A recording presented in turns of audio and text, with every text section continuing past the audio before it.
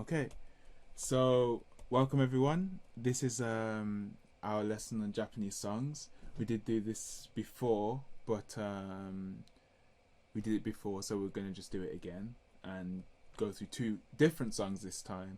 And we're gonna just look at the songs and the lyrics, and look at the Japanese in the lyrics.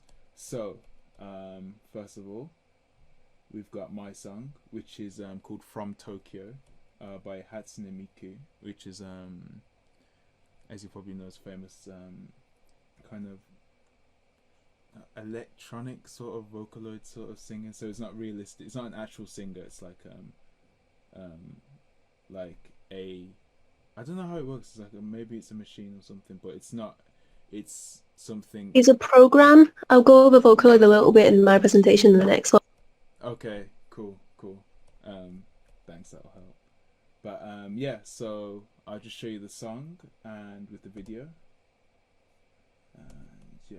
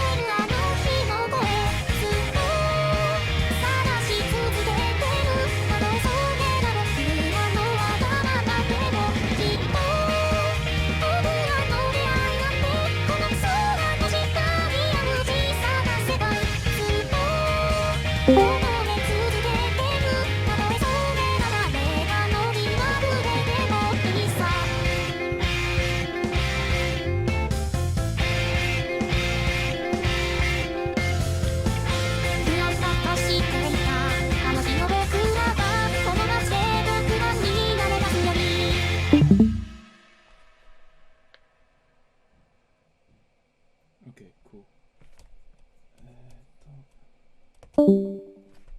See if I can move to how do you move to the next slide? I don't know. Okay. Cool. Okay, so as I said before, the video basically tells the story of the song, which seems to be about this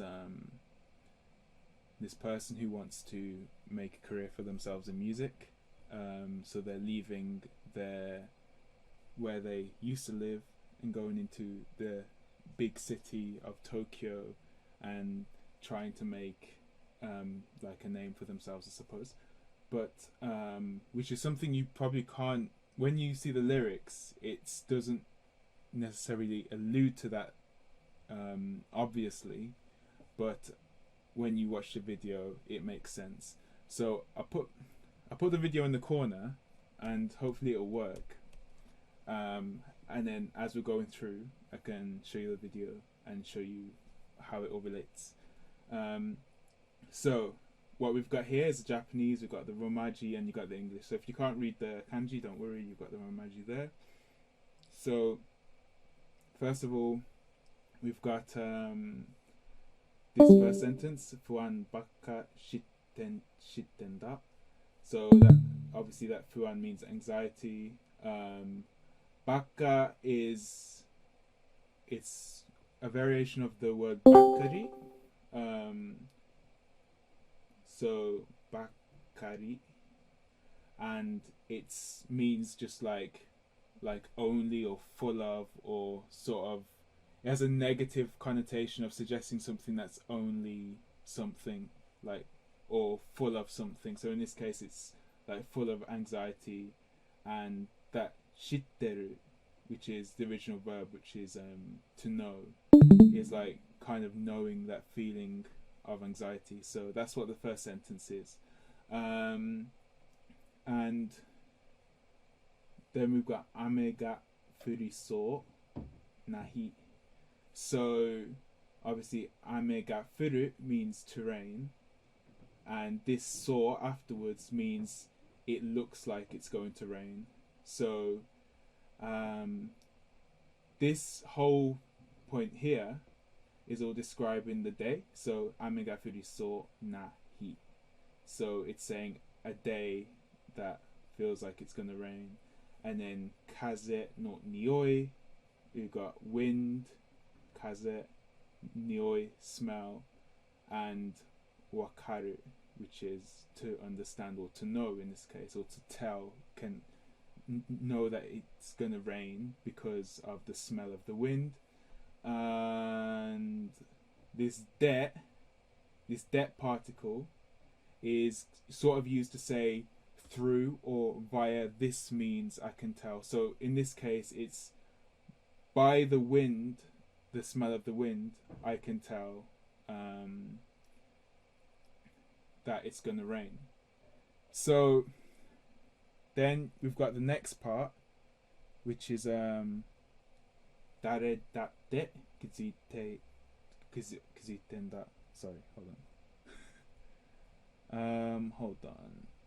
Just asking, does everyone understand so far? And then I'll carry on. Okay. Cool. So this one here. So dare datte is anyone. Kizuten da is to notice. So this comes from the verb kizuku.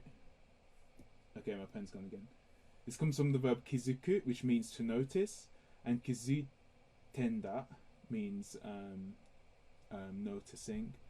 So if you did know about the tet form that we did before in previous lessons, then this is from, we have kizuku, which is this, and we get rid of the ku and we add e, which is not showing up on my pen, but basically we get rid of the ku, add e, and add te, and that's how we get the tet form for this verb.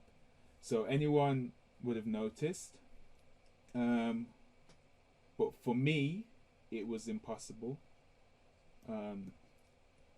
This pen is annoying. Okay, hold on. So I'm just going to try and point it with my mouse and then try and explain it, and if the pen wants to come up, yeah, okay. So for me, it's impossible, but still. So sore demo, we got agaite wa koronda. So we've got this process of, it was impossible for me, boku ni wa muri da to. Sore demo, despite that, I struggled and fell. So this whole first few verses, or first 6 lines, is talking about the feeling that this young person is having that is going and is striving for this dream of going to Tokyo and making a name for themselves, and kind of pushing through that barrier of all this kind of crowd. So if we just watch the first part, we can see it in the video.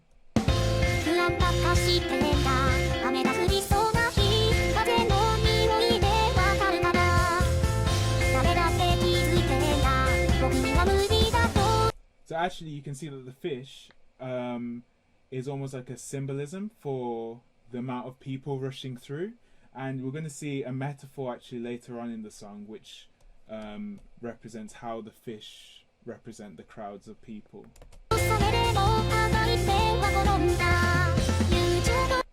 Okay, so that's the first part.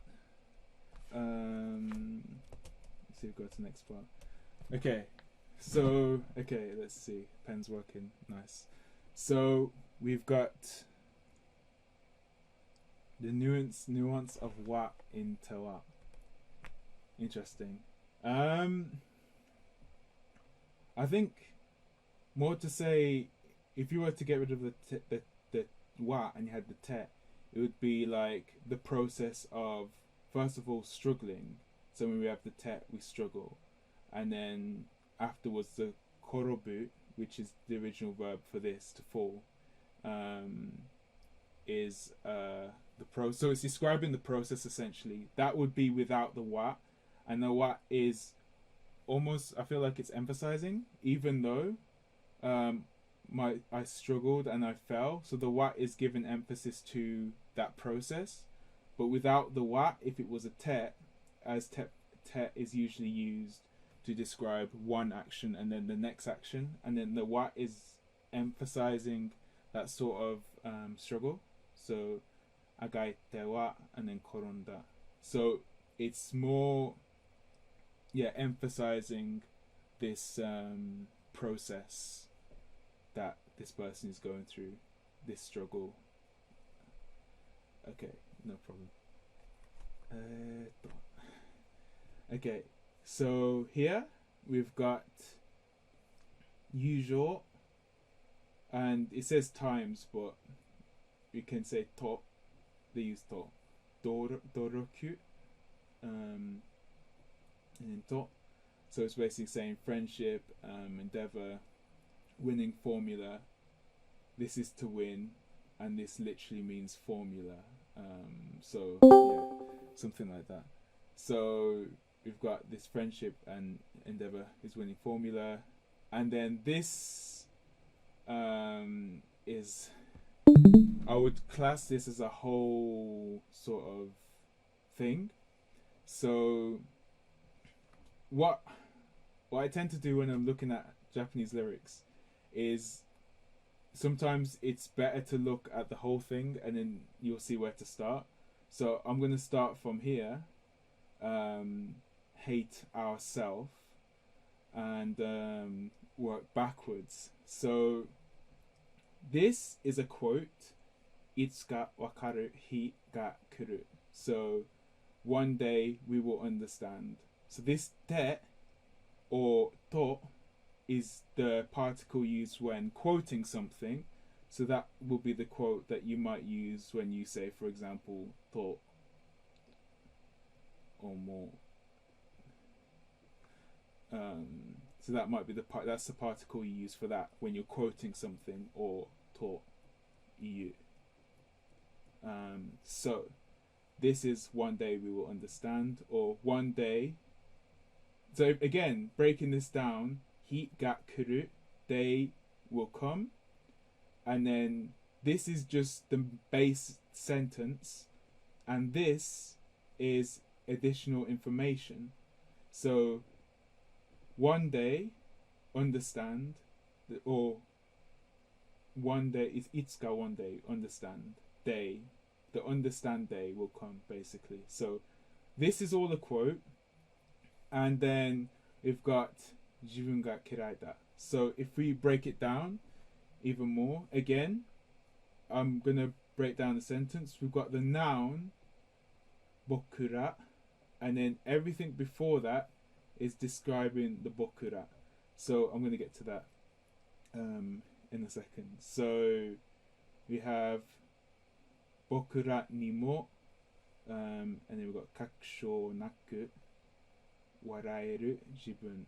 So laughing without confirmation. So kind of a state of ignorance is what's being said here. Nasakenai mama skoshita is saying that pitiful, and then mama is to stay pitiful, and sagoshita is kind of spending our days, so spending our time in a pitiful state. So we're spending our time in a pitiful state, say that one day the day will come that we'll understand, and we laugh without any sort of proof of that happening. That version of ourselves I hate. So it's sort of like saying, while you're in this state of being pitiful, and you're saying that one day we will understand, and we laugh without proof, that sort of version of ourselves ga kirai, I hate, if that makes sense. So the whole thing is sort of a long sentence, and it's something whereby in order to break down the sentence you have to look at the particles used. So here I can see that bokura is followed by nimo, so I know that the first part of the sentence is going to be everything before nimo, because that's where the particles are, and then we've got everything else before it. So that's we're looking for the main clauses in the sentences basically. So then we have itsu ga wakaru hi ga kuru yo, and then te is our second particle. So because that's a quote particle, we know that everything here is the quote. And then jibun ga kirai da, so that's our noun ga kirai da. That's a basic sentence. Something something nani nani ga nani nani da. This or something is this. So that's our basic sentence, and then from there we can kind of work backwards and see what is describing that basic noun, if that makes sense. So it's sort of a tough one, but it's just trying to break down the sentence in a way where you look for the important parts of the sentence, because it can be easy to go nasakenai mama skoshita bokura nimo, and then kind of think that's one sentence when it's not one sentence, it's describing this. Usually you'll find that you might have a long sort of maybe a long description, and this is how in Japanese they might do clauses often. They have a description, and then it ends in a verb, and then it's followed by a noun. So in this case, sugoshita is a verb, and it's followed by a noun. And that usually suggests that everything before that verb and before it is describing the noun in particular. So that's sort of something to look out for, basically. Yeah. But maybe the video will just make it so much easier than what what I said.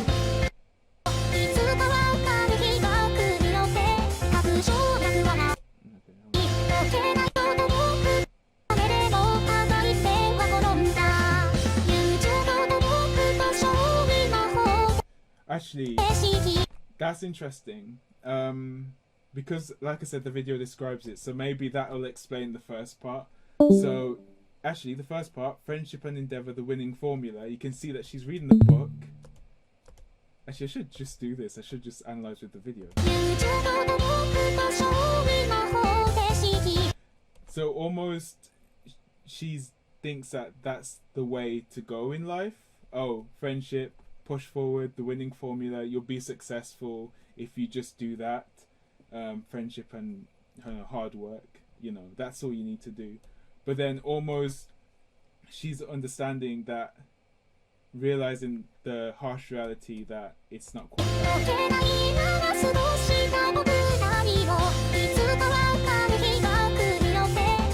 Obviously, she's looking at that one day that will come, which is the day when she becomes successful. She's looking at a video on the phone and realizing that she isn't getting much.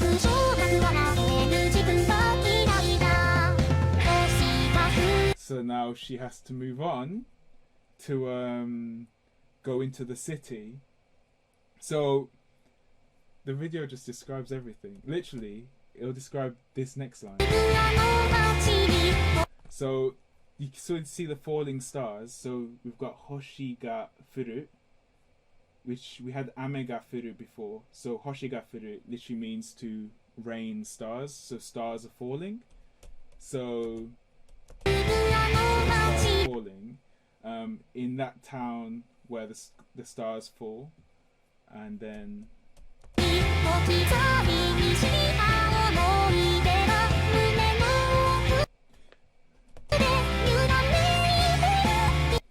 so she's making the big transition to Tokyo, basically. Again, this is a whole sentence, and again we can break it down by looking at the main particles. So we got Hoshi ga furu, but because this verb is directly following this noun, so this is one whole description. So the town where stars fall. Then we've got the neat particle, which is location. And then we've got this verb again. And then we've got noun. So again, all this is describing the omoide, which is memories. Omoide is memories. And so it's memories left behind.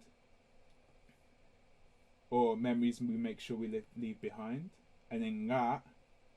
So these memories in this town of where stars fall, deep in the heart. So literally it's mune means chest and oku means middle. So deep in or deep inside something, inside. So mune no oku means like deep in the heart. And then this is the verb. So it's kind of quivering or shaking deep inside. And then we've got the final sentence, which is we yearned forever. So this is itsumademo is forever. And then this kogareteita is yearning for something. So it's yearning for potentially this sort of she's going into the city and she's yearned for those sort of maybe these memories, this past that she's leaving behind, but she feels like she needs to leave them behind to go and face the big world. Hold on, where am I?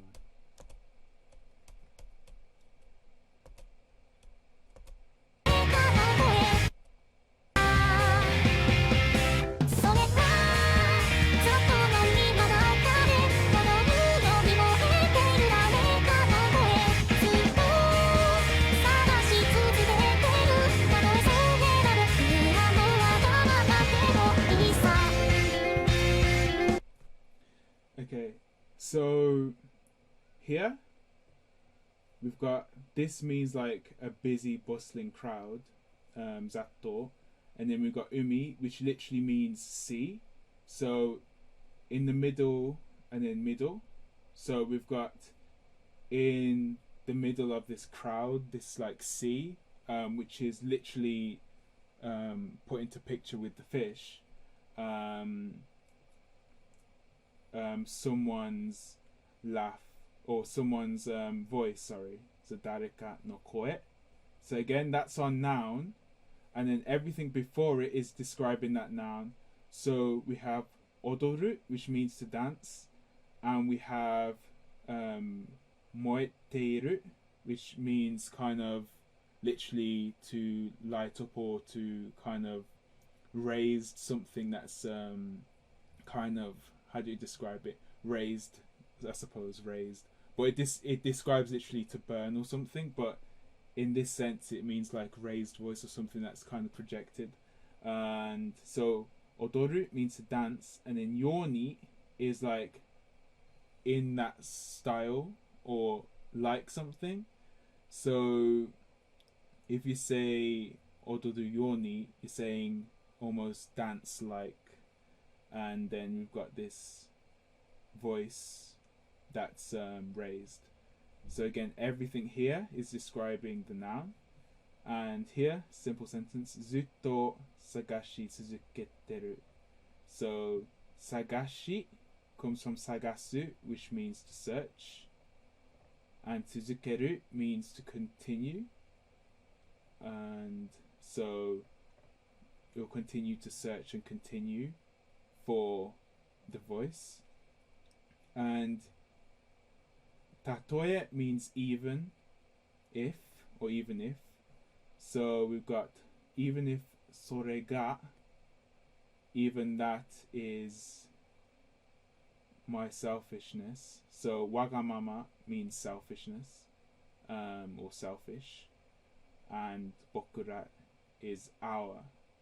So boku is obviously I, and then ra means like they. So bokura no wagamama demo. So this tatoe demo, if you have tatoe and then something demo, that's how you say even if something happens.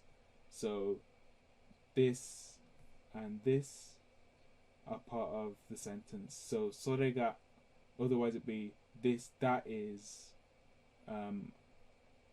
like our selfishness. So even if, that's our selfishness. Tatoe sore ga bokura no wagamama demo ii sa.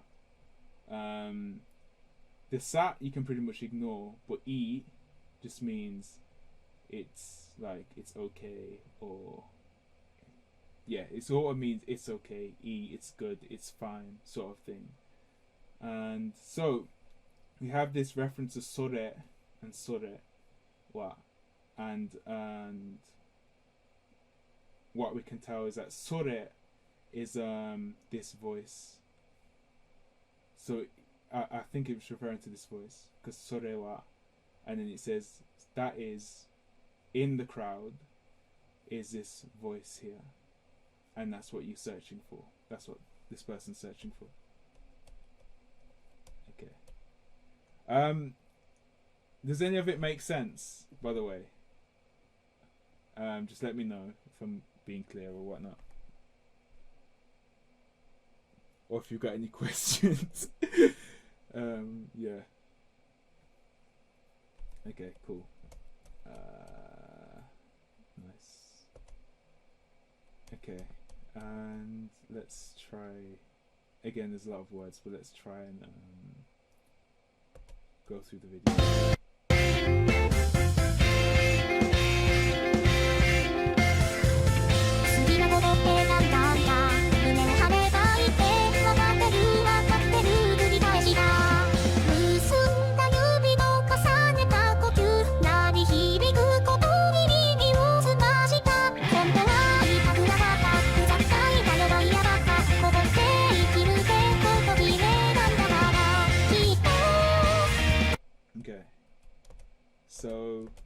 'Cause the whole visuals is all this kind of almost like in all this hustle and bustle there's no one paying attention. So like here it's almost showing her naivety. So it's like saying choose what you like. So suki na koto means like things, so things that you like, and then erandanda is from erabu, which means to choose. And then we've got mune o harebaite.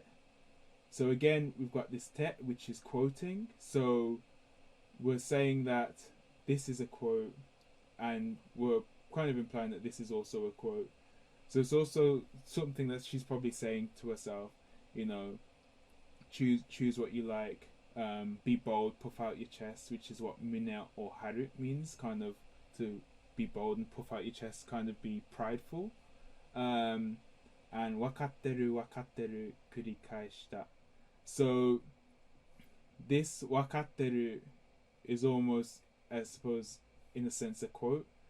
So wakatteru would be something that you say, oh, I understand, wakatteru, like a yeah, over again. So kurikaeshita means to repeat. So I suppose these are things that she's saying to herself to kind of build up her confidence and make herself feel like she can do this.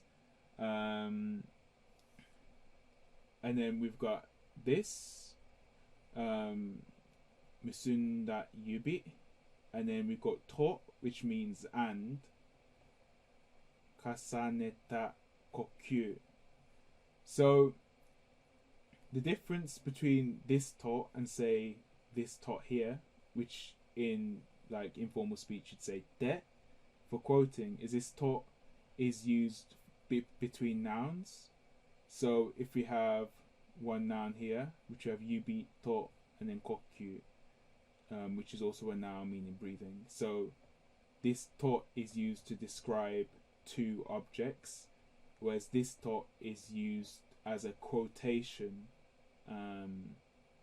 for something that's been said or something that's been heard or whatever.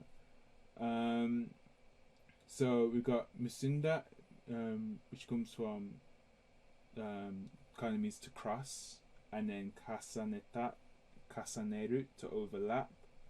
So we've got overlapping breathing, we've got entwined fingers or crossed fingers, crossing fingers. And so we have, again, this construct of the verb is describing the noun, the verb is describing the noun. So again, that's a pattern that you can see in a lot of Japanese for describing clauses. And then we've got nari hibiku kodo. Again, this verb, nari hibiku, describing this noun. And we've got ni mimi o sumashita. So mimi o sumashita, take that as a whole phrase, which means to listen carefully. And then we've got nari hibiku. So we've got nari, which comes from the verb naru, to ring, and then we've got hibiku, which means to echo. So it means like something that's resounding, sort of a resounding sound. And then we've got kodo, which is like a pulsation or beat. So this might be all describing, I suppose, like a heartbeat, like crossing fingers, breathing, listening carefully to the heart pulsation. So she's kind of internalizing her feelings, and she's kind of feeling overwhelmed in a sense. Then the next part is hontou wa iitaku nakatta. So hontou wa is the truth is, and then it's like iitaku nakatta, which is the verb iu, which is to say. But then if we want to say, so I'll just break this down actually up here. So we have iu, which means to say, and then we get rid of the u, and we add the i, as if we're going to say iimasu, which is to say politely. But then we say itai, which is where this taku comes from. And I'll explain the ku in a second. So this is to say, this is to want to say, and then the next part is itaku nai, which is to not want to say. So as you can see that we got rid of the E and we added kunai. And then the final part will be iitaku nakatta. The pen's gone. But iitaku nakatta would be didn't want to say. So that's basically how you... Okay, the pen's back.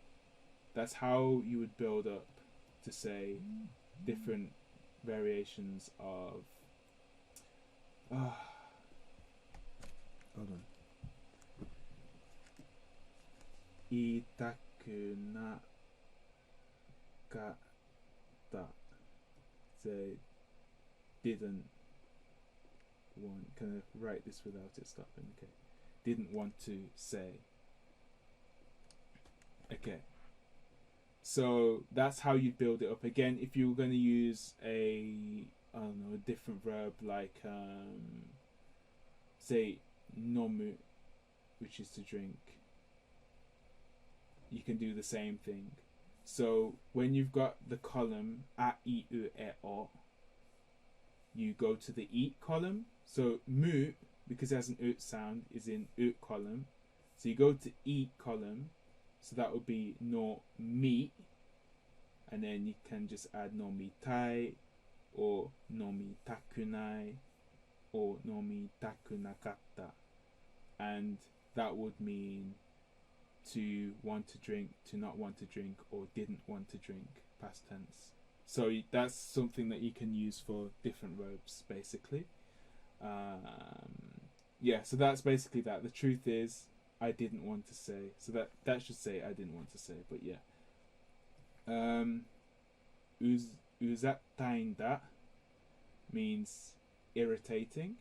So this uzattai is irritating, and uzattaindayo is almost is like a phrase. So we can say that's a sentence. So like exclamation, because it has a dayo at the end, which is usually at the end of a sentence, dayo, when you're speaking. So uzattaindayo means like it's annoying. And we've got gaya bakka, so full of outsiders. Again, we've got this bakka, which is from bakkari, which is full of. So outsiders, full of outsiders. So we're saying it's annoying, it's full of outsiders. And then this is the part in the video where it changes.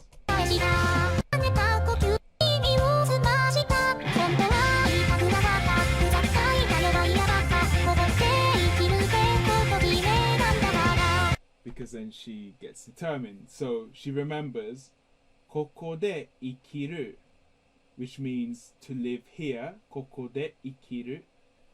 Te, again quoting. So live here.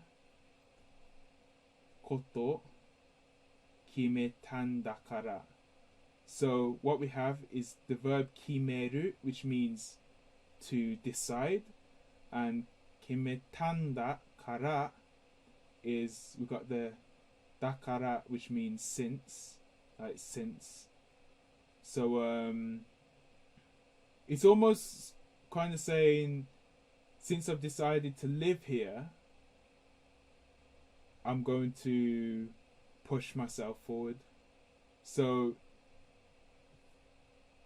it's almost suggesting that there's going to be more in the sentence. But we say koko de ikiru te koto kimetan dakara. So because I've decided to live here, I'm going to push and isshokenmei ganbatte imasu, or something like that. So again, koko de means, so the de is suggesting you're doing something in location. So when you've got a location and de, it suggests that you're doing something in the location. So if you say, for example, I don't know, restaurant de taberu, I eat at the restaurant. So here, I live here, de koto kimetan dakara. So since I decided that I was going to live here, and then she realizes that she's got to push forward for what she wants. Does everyone understand?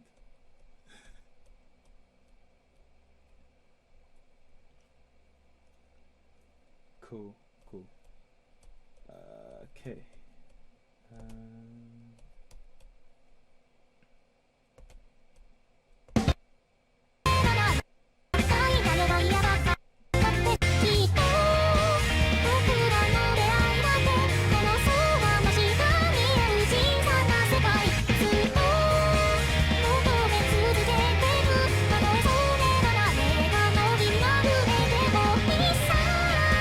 Okay. So, きっと surely 僕らの出会いだって surely our encounter I want to continue. So what I'm doing is I'm trying to look for where to start with the sentence and what points, like where's the information. So we've got this sentence here, which is この空の下にある, which means so この空の下, which means so この sky, under this sky, の下, which means under, にある means located in. So this small world, again we've got a verb and then we've got the noun. So we've got 小さな世界. So 小さな obviously is the adjective describing the noun. But basically we've got 世界 and that's a basic sentence or basic word, and everything is built around this word. So 小さな世界 is small world, and then we got all this extra information. この空の下にある小さな世界. So this small world under this sky. Then we've got 僕ら, which is our, の出会い, which means encounter. So we've got this, surely our encounter in this small world under the sky, I want to continue. And it says even if, again たとえでも, so even if that is almost at someone else's inconvenience, or if that's causing a problem for someone else, 誰か someone の possessive particle 気まぐれ, so kind of fussiness or like pickiness. So even if that's someone's pickiness, it's okay. Yeah. So let's see what the video is.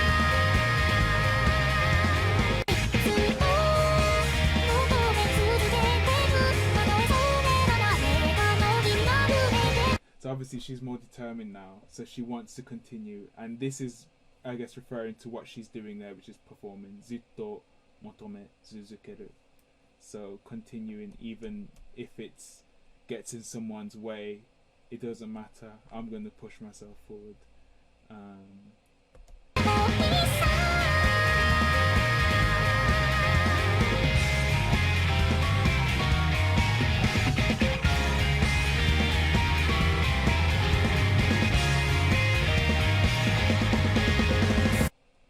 then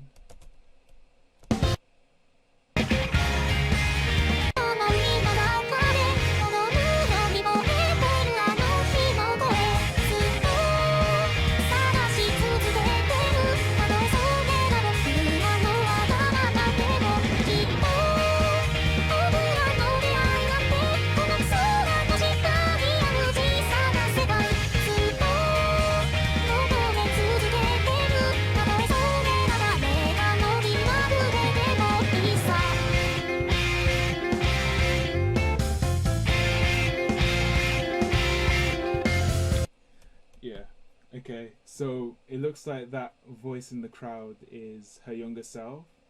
So she's kind of found her younger self, and she's kind of almost reviving that motivation to keep going into this big city, which is I guess Tokyo. Yeah, so this is basically again repeating what the chorus was before. それは雑踏の海の中で So again 踊るように燃えているあの日の声ずっと探し続けてるたとえそれが僕らのわがままでも and then it just continues きっと僕らの出会いだって So we just looked over those lyrics before. So 不安ばっかしていた So we're then going back to the lyrics from the beginning.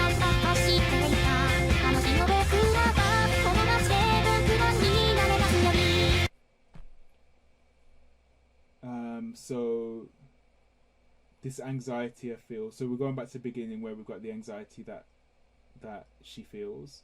But on this day, あの日の僕らがこの街で僕らになれますように Again, that's wrong. Just put that wrong. But again, this is almost saying that in this city we will make sure we get used to it. So this yoni, when you're saying a yoni, it's usually used a lot at temples in Japan. If someone's making a wish, they might say nani nani nani yoni at the end to say like I wish or I hope for something. So here in this town, bokura ni naremasu. So we will get used to this town. We'll get used to this city, this big city of Tokyo. And so yeah, I think, does that make sense? Is there any questions?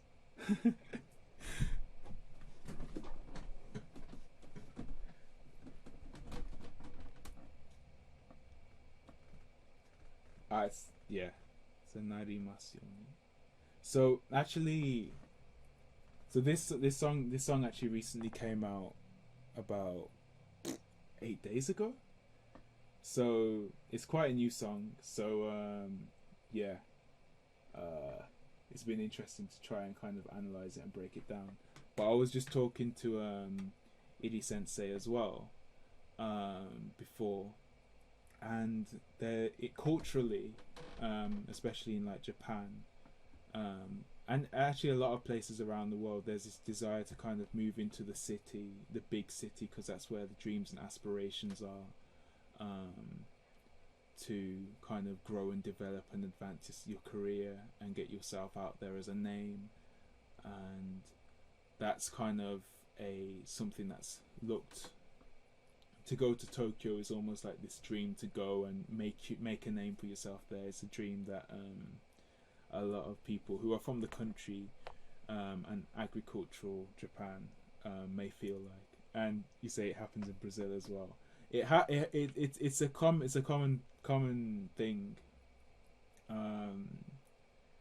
It's a common thing, especially like modern day, because a lot of these societies, like for example Japan, it's very agricultural based society, and then obviously after World War II, there was a great need to rebuild Japan after everything that happened, and then Japan really started growing, and a lot of people started moving into the city to kind of help with that building and development of the economy in Japan. So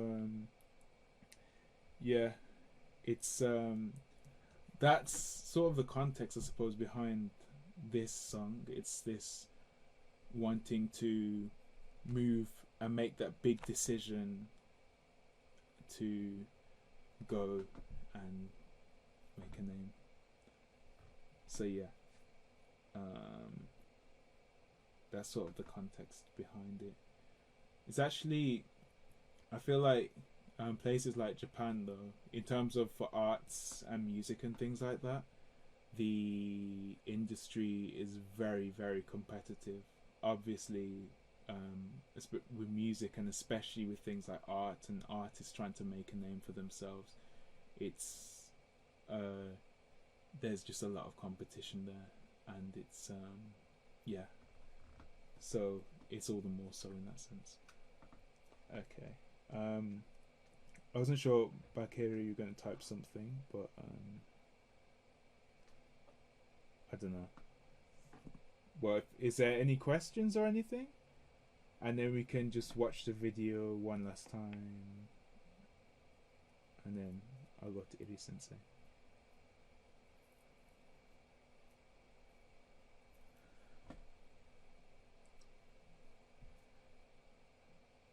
Okay, cool. Alright, so can we...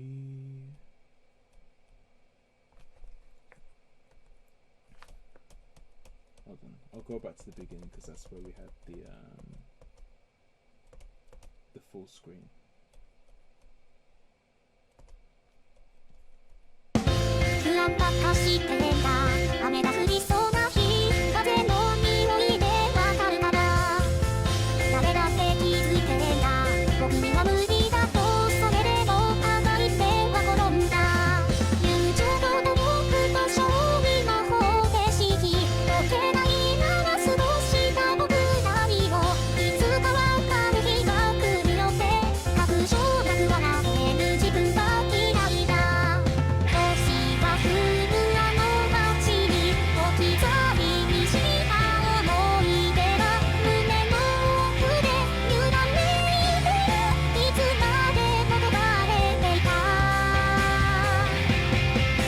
それはずっと何の中でこの布に燃えてる誰かの声ずっと探し続けてるたとえそれが僕らのわがままでもいいさ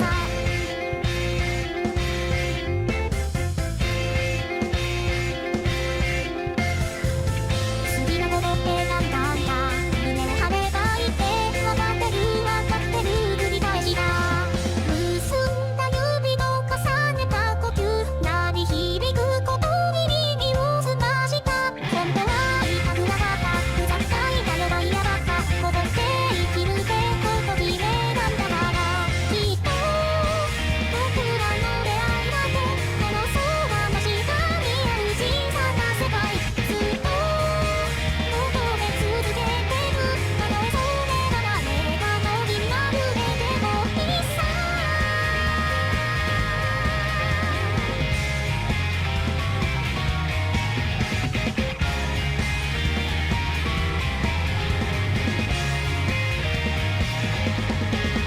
それはずっとの今中でこの布に燃えてるあの日の声ずっと探し続けてるたとえそれが僕らのわがままでもきっと僕らの出会いなんてこの空の下にある小さな世界ずっと求め続けてるたとえそれが誰かの気になるでもいいさ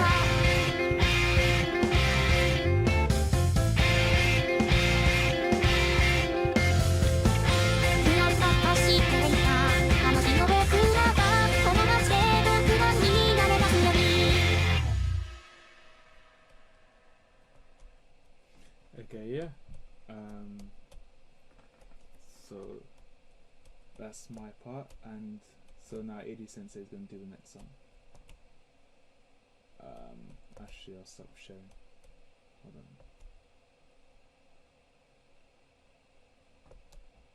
on. So if you then share your screen, and then we'll go from there.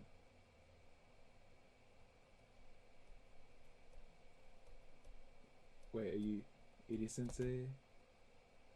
Hiru? Or do you want me to share the screen instead?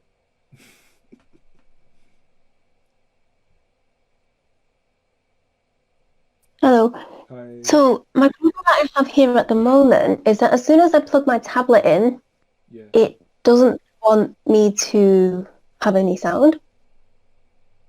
And I don't even know if people can hear me. That's why I'm connected to the voice chat on my phone. But then I can't stream the PowerPoint from my phone. Oh. I've been trying to get it working, and it's just like being really awkward. That's really strange. So I don't know if I won't be able to write on the PowerPoint. I don't think. So, But if you can bring it up, I can talk through it. Like. okay, yeah, okay, let's try that.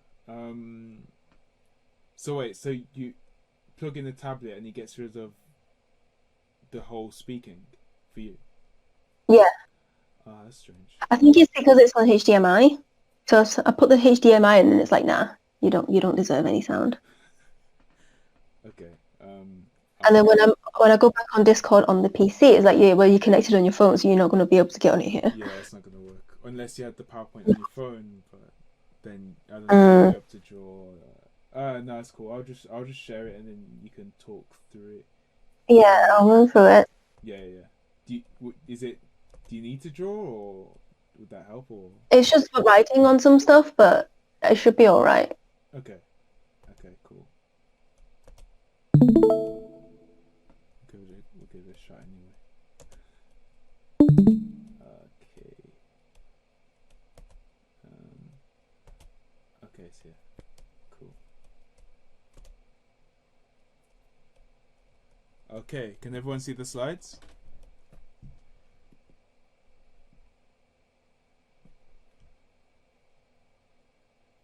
Not yet. Okay, yeah. You can't see the slides. Can you see them now? Okay, cool. Okay. And When you're ready. we'll make a start. So the song that I will be running through today is also a Vocaloid song, and the name is Ren'ai Game. And we'll get on to describing the name a little bit in the next slide. Oh, there's 2 slides after that. But we'll start on talking about Vocaloid. So Vocaloid, as Jeske has mentioned, is a singing software.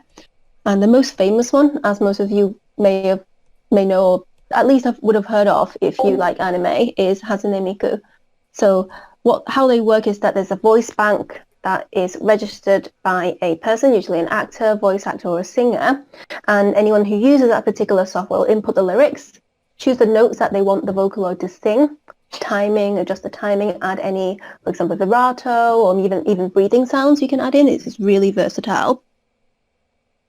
And it sort of all started back in about 2007 when Miku became really popular. There was Supercell Dio who made several songs. And the whole idea in the beginning, a lot of people were thinking that Vocaloid, you're going to be like, basically, the robots are taking over. You're going to get rid of the human jobs. But with Vocaloid, the charming point in a way is that you can make them sing as fast or as high as the voice bank can go. Whereas with actual people, there's a lot more limitations to what the music can be like. And there is multiple Vocaloid released before Miku, but she was definitely the most successful one. And if we can, next slide. So with a Vocaloid producer, that is, as mentioned, someone who makes songs using Vocaloid. And there's quite a lot of famous ones, for example, like Supercell, 40 Meter P, Giga, Wawaka, who then broke off from creating Vocaloid song and became Hitoriye, he unfortunately passed away a couple of years ago. And we also have Hachi, who is Yonezu Kenshi, who you may have heard of with the very famous song Lemon. And the P just stands for producer, so we say Vocaloid P. Okay, so this is the song by a producer called Hitoshizuku, and Yama is the lady that she works with, so they work together to produce songs together. And if we can play the song, we'll run through that very quickly. The video is not as exciting, but...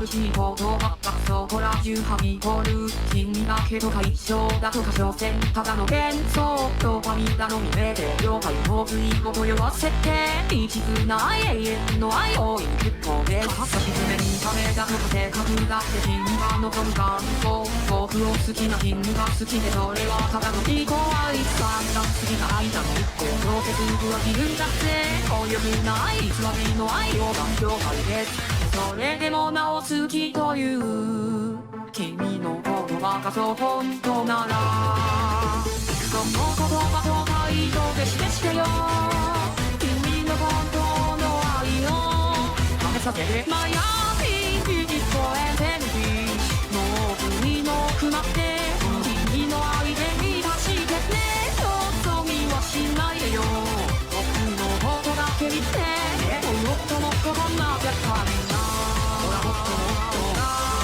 死なないでねもう僕が死んじゃいけないのごめんね言えないよって感じそれなら僕も精神性に演じま恋愛ゲーム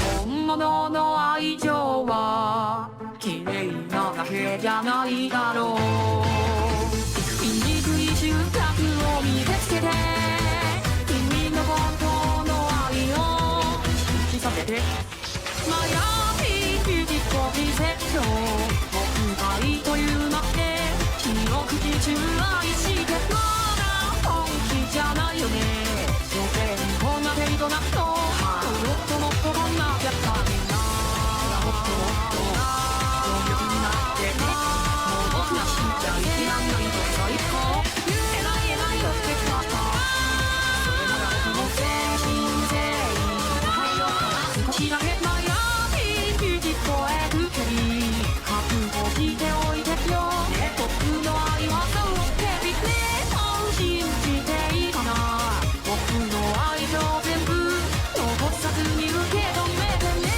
ほらもっともっと遠慮しないでねもう君なしじゃ生きらんないからよろしく今さら驚いたってもう朝がいいって精神性に君だけ愛してるよ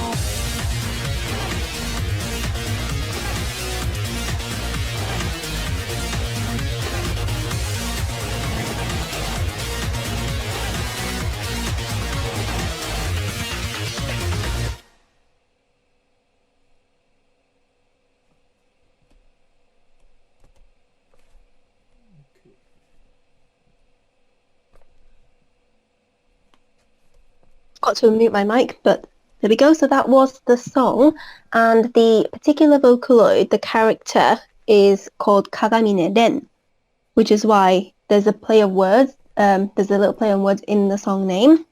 So the Ren'ai, you would normally expect that to be written in kanji, but in this case it's all in katakana, and that is because it sort of puts quotation marks sort of on that word, so sort of saying love with quotation marks, sort of, because in the theme of the song, it's the whole thing is doubting that love is like whether it's true or is it just fake love. And also you can change it to a kanji sort of choice. So for example, the standard way you would interpret it is the game of love as the title of the song is interpreted, but you can also think of it as Ren or ai suru game. So it's a game that is the whole point of it is to love Ren, the character. And if we can next slide, so the lyrics, I bring mine up. So the way that this particular song is written, you'd notice that the way the lyrics are is very different to the song that Yasuke has previously presented to yourself. So in Yasuke's song, it's very third person, whereas in this particular song, there's not that many difficult words or like complicated vocabulary being used, but the whole tone of it is very casual. It's straight up talking to the audience. And I've got a few slides afterwards where we would sort of go through a few of the sentences in a bit more detail, but to just sort of quickly go through 軽々しい言葉, that's one word we'd go through in a bit. And so meaningless words. So 軽々しい, so literally 軽い means light. So by repeating it, 軽々しい is like it's very light, as in weightless, therefore not important, carries no meaning. That's why it gets translated to meaningless. And はびこる, it can running wild. It's one expression, like one way to express that particular phrase, but it's sort of like spreading, just like everywhere. And then in the second sentence, it's quotation. So it's like 君だけとか一緒だとか. So it's like that's why in English you can see the only for you or forever. That's in quotation marks. And then 所詮ただの幻想. ドーパミン頼み. So that's sort of like a shortened phrase. So if you were to pull that out into a full-on sentence, it's ドーパミンに頼る. But 頼み is adding it on. So it's sort of making it almost as one phrase. So the relying on dopamine that's one phrase. And 酩酊状態. So the 状態 is a status of. I will get into that in a little bit. And 酩酊 is just being intoxicated or drunk. So again, in the later part, you can see 一途な愛, 永遠の愛. That is also sort of quoting. So in here, the character is saying, sort of repeating back what's been said to him. And 大いに結構です. That one we'd go over in a bit, so we can leave that for now. And we go on to the next slide. Wait. So then this part, it's sort of like almost breaking the 4-4 a little bit. さしずめ、見た目だとか、性格だって君が望む願望. So because he is a character that is fictional, so his personality, his looks, anything that you as an audience want him to be. And this next phrase here, 僕を好きな君が好き.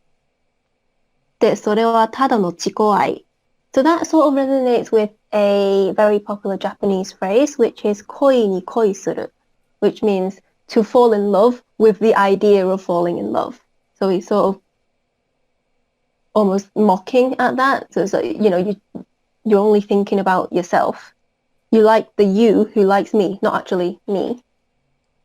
And then the sanzan. So sanzan, you might have heard it being used as like, oh, it was horrible. When for example, if someone asks you, oh, how was your day? Oh, sanzan datta. Oh, it was horrible. It's been terrible. A terrible day. But if you just take the kanji, san, that means like scattered. So in this particular case, instead of meaning horrible, it's when you use to quote something, it still carries a negative notation, but it's when someone says several things. So for example, if I asked Yasuke to do something, and then he promised it and then didn't do it, and then someone asked me, oh, how did that go? I would say, oh, 散々任せてとかやるよって言っときながらやらなかった. So it's when you quote several things, but in a negative sense. And again with this next sentence, どうせすぐ飽きるんだぜ. So the だぜ, that is a very casual way of ending a sentence. It's almost like a more masculine way of using だよ. And then the sentence structure here is again very, very simple because it's straight up directed at the audience. So we've got 強欲な愛, 偽りの愛. So it's describing two different types of love, the greedy love and the deceptive love. And again, you see 状態, the state of. 量産 we'll also go into in a moment, but that's just being mass produced. So again, this is pulling out the fact that, this isn't real. You love everybody. So then, next slide. Do you mind if I try and oh yes, any to follow what? yeah, by all means. Do that. それでもなお好きという君の言葉が本当なら. So again, you can see the real in quotation marks is still doubtful. So even so, you say you love me. その言葉と態度で示してよ. So 言葉 is words, 態度 is attitude or actions. 示す is to show. So prove that with your words and actions that you really do love me. So 君の本当の愛を試させて。So the 試させる no, if you just take the verb 試す is to test, but させる is to let somebody or to make somebody else test. So let me test your love. And then the next slide, please. Yeah, I'm gonna just stop drawing because my pen's right on me. I'm just gonna leave it. Okay. Yeah, I'm gonna leave it. Then the line across the top, that is just the English because that is used for the line itself was in English, so there's no translation needed. And then 脳髄の奥まで君の愛で満たして。So to the depths of my brain, fill me with your love. So again, it's very, very obsessive tone all the way through. ねえ、よそ見はしないでよ. So the word のよそ見 here, it is a sort of almost like a complete phrase in itself. So it comes from よそを見る to look at elsewhere. So よそ見 is to look somewhere else, as in like you know to not pay attention, to look away, things like that. 僕のことだけ見てね。もっともっとこんなんじゃ足りない。So こんなん is just the shortened way of saying こんなの。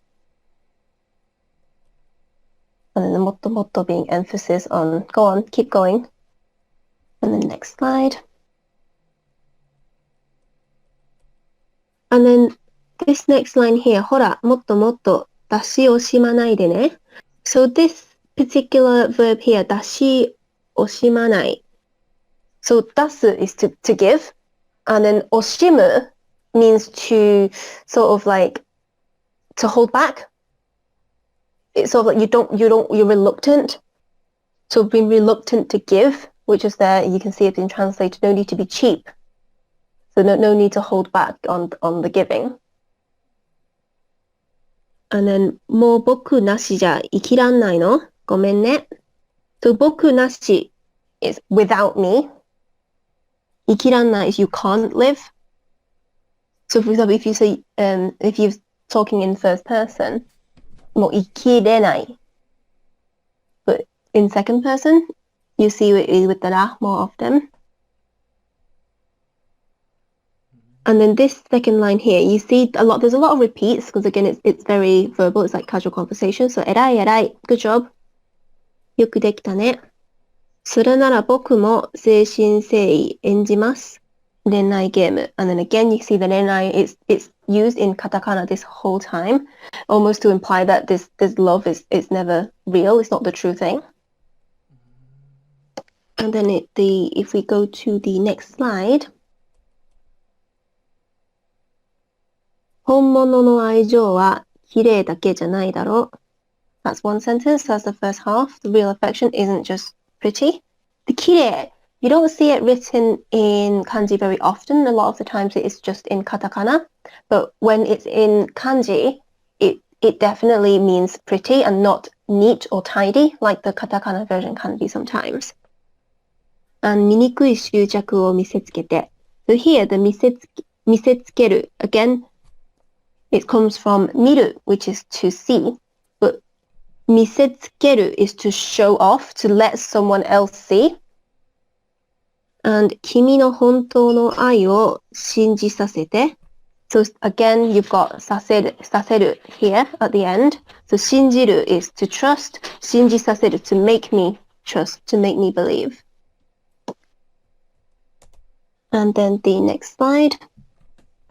僕がいいと言うまで四六時中愛して. So is to love me until I say it's good. いいと言うまで until I say it's okay. So until I'm satisfied. Now the 四六時中, I'll run over that in a bit more detail later. But that you can just see that as it being 24/7, even though the numbers don't seem to match up. It's just the way of saying 24/7 in Japanese. So まだ本気じゃないよね.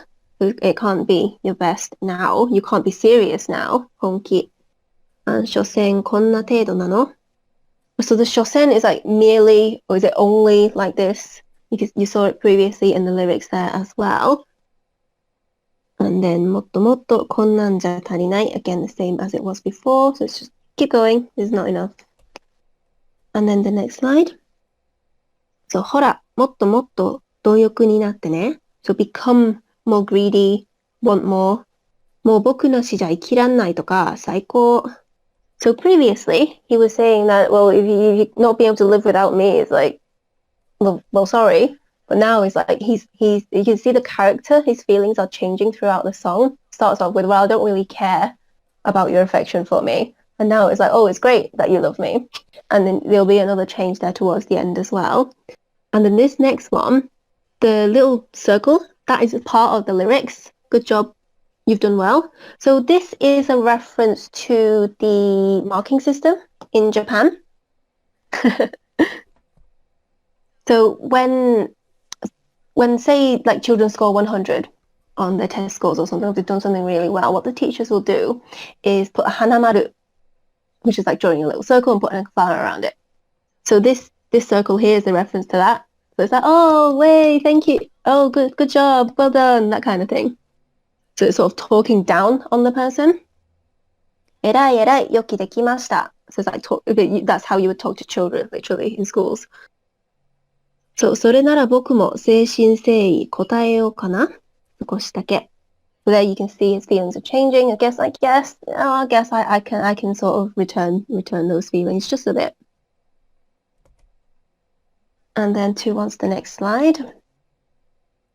That's the part where in the music video that the CG, the picture changed. And so this where is the character then actually takes it seriously now. So 覚悟しておいでよね. You better be prepared. So you might hear the word 覚悟 quite a lot if you watch, say, Shonen Jump, like 僕のヒーローアカデミア, One Piece, Bleach. They use that word a lot, determination. That you better be prepared, like you've got the determination ready. And 僕の愛は so heavy.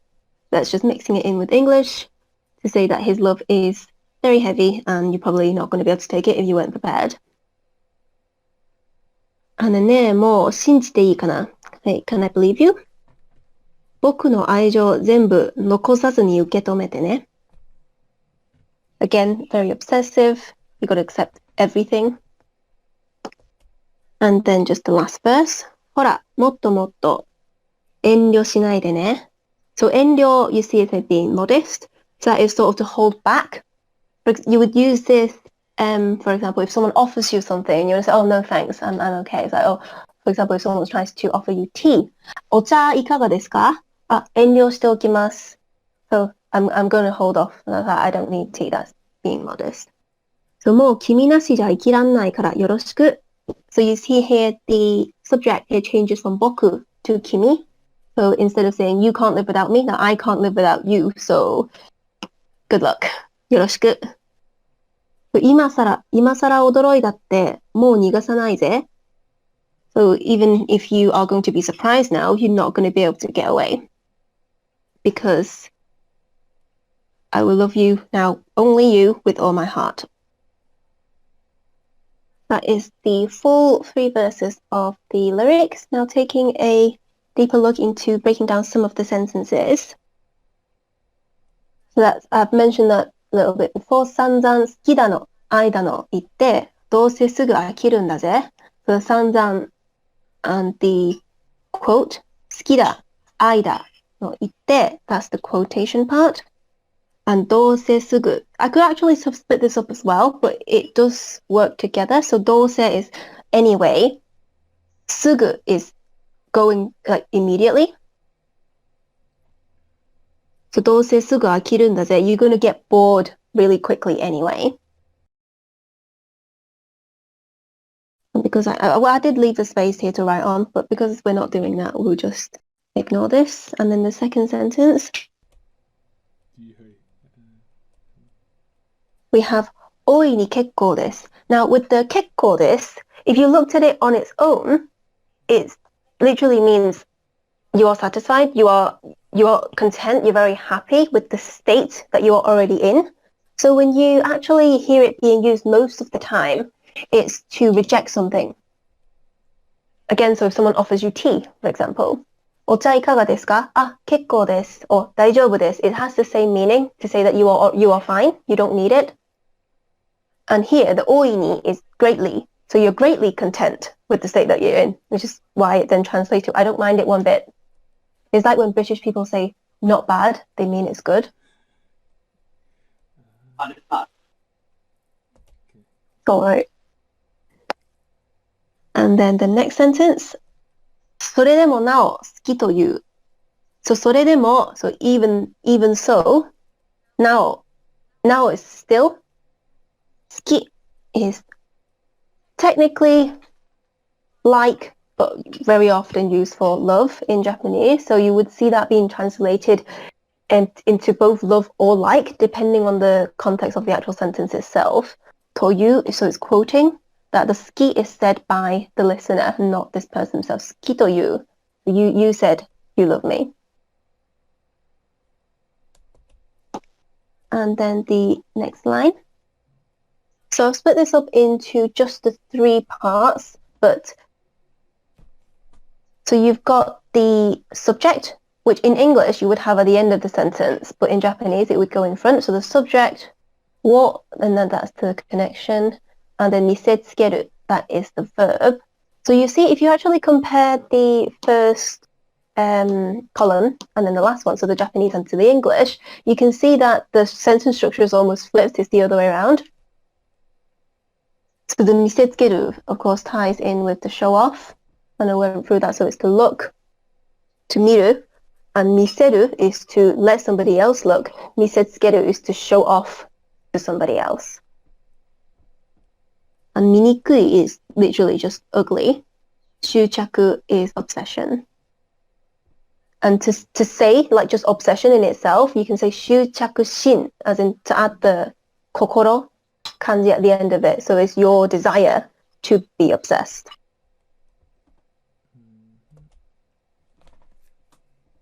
And then the next sentence. 僕がいいというまで四六時中愛して. So until I'm satisfied, love me 24/7, okay? So and then the いいというまで, literally until I say yes or until I say it's okay. So until I'm satisfied. 四六時中. Now I actually looked that one up, and it used to be, the し used to be a 2. And that was because back in the Edo period, they worked on a clock that is like very similar to the ancient Chinese one, where there's only 12 hours of the day, but their hour is 2 of our modern hours. So it would be 2 times 6 hours for the whole day. Whereas now we changed that to the 4, because 4 times 6 makes 24 hours.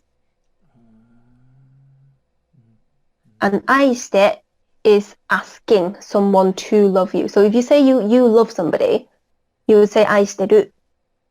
But 愛して is the other way around. You're asking somebody else to do that particular verb. For example, if you're eating something, you say 食べる. But if you want to feed someone something, you say 食べて, as in like eat it.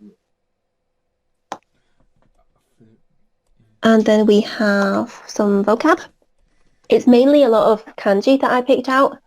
Thought it would be a little bit more interesting. So we've got 軽々しい. So it's careless, meaningless, frivolous. So the kanji itself, the 軽い, it literally means light, without weight. So if it doesn't carry any weight, so therefore it's no true meaning. That's why we get the description that we've got here.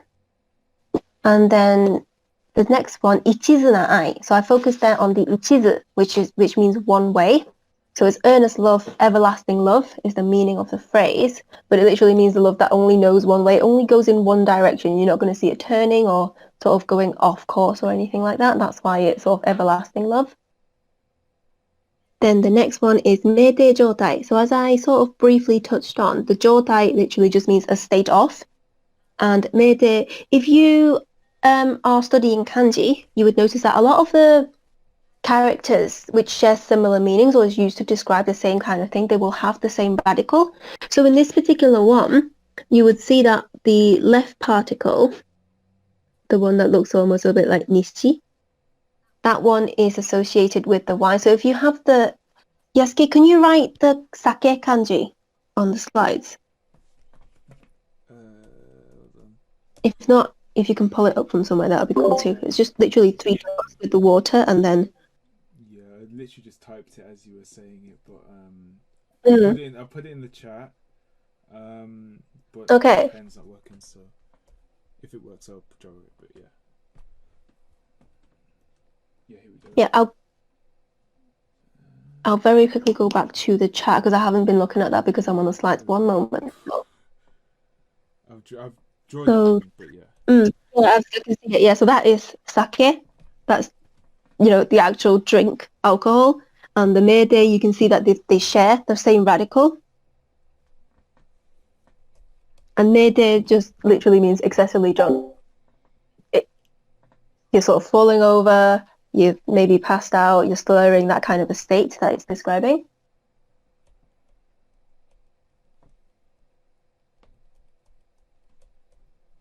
And then before we go on to the next slide, I'm just going to quickly go back to any questions we had in the I've got chat one room. question.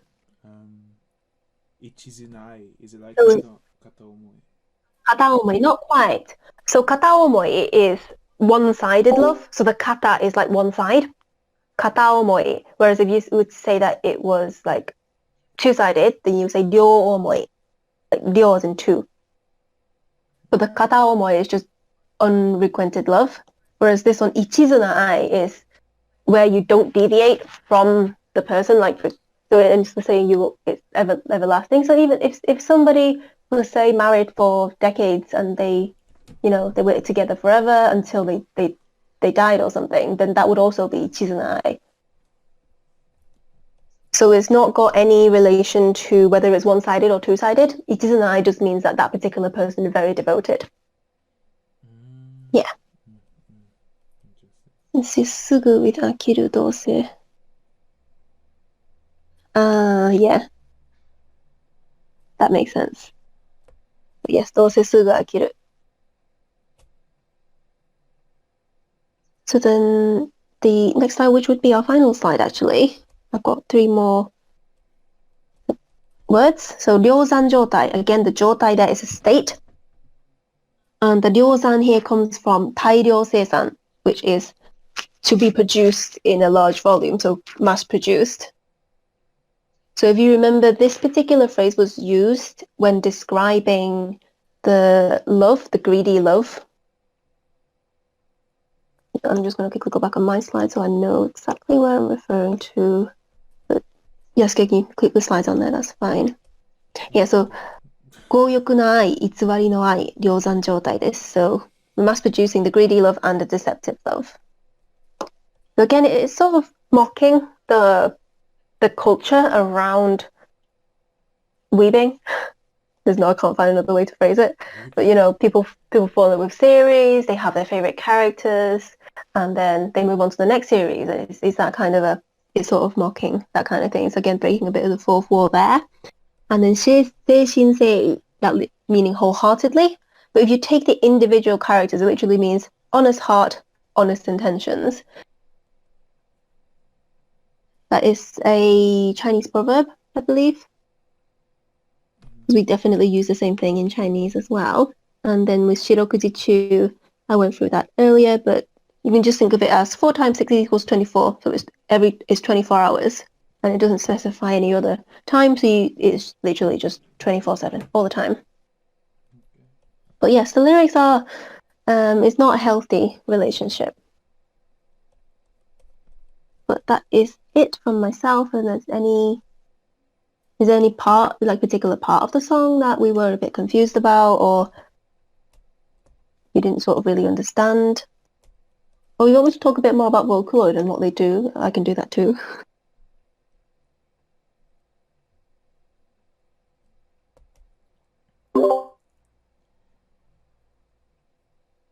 I mean, what else in regards to Vocaloid are we going to talk about? Like, if you can... Just a bit more about, because I don't know how familiar you guys are with Vocaloid in general. I mean, I just know, like, before like today. I only knew like Hatsune Miku. I didn't realize that it was a whole software that you can kind of make music. Oh yeah, there's tons.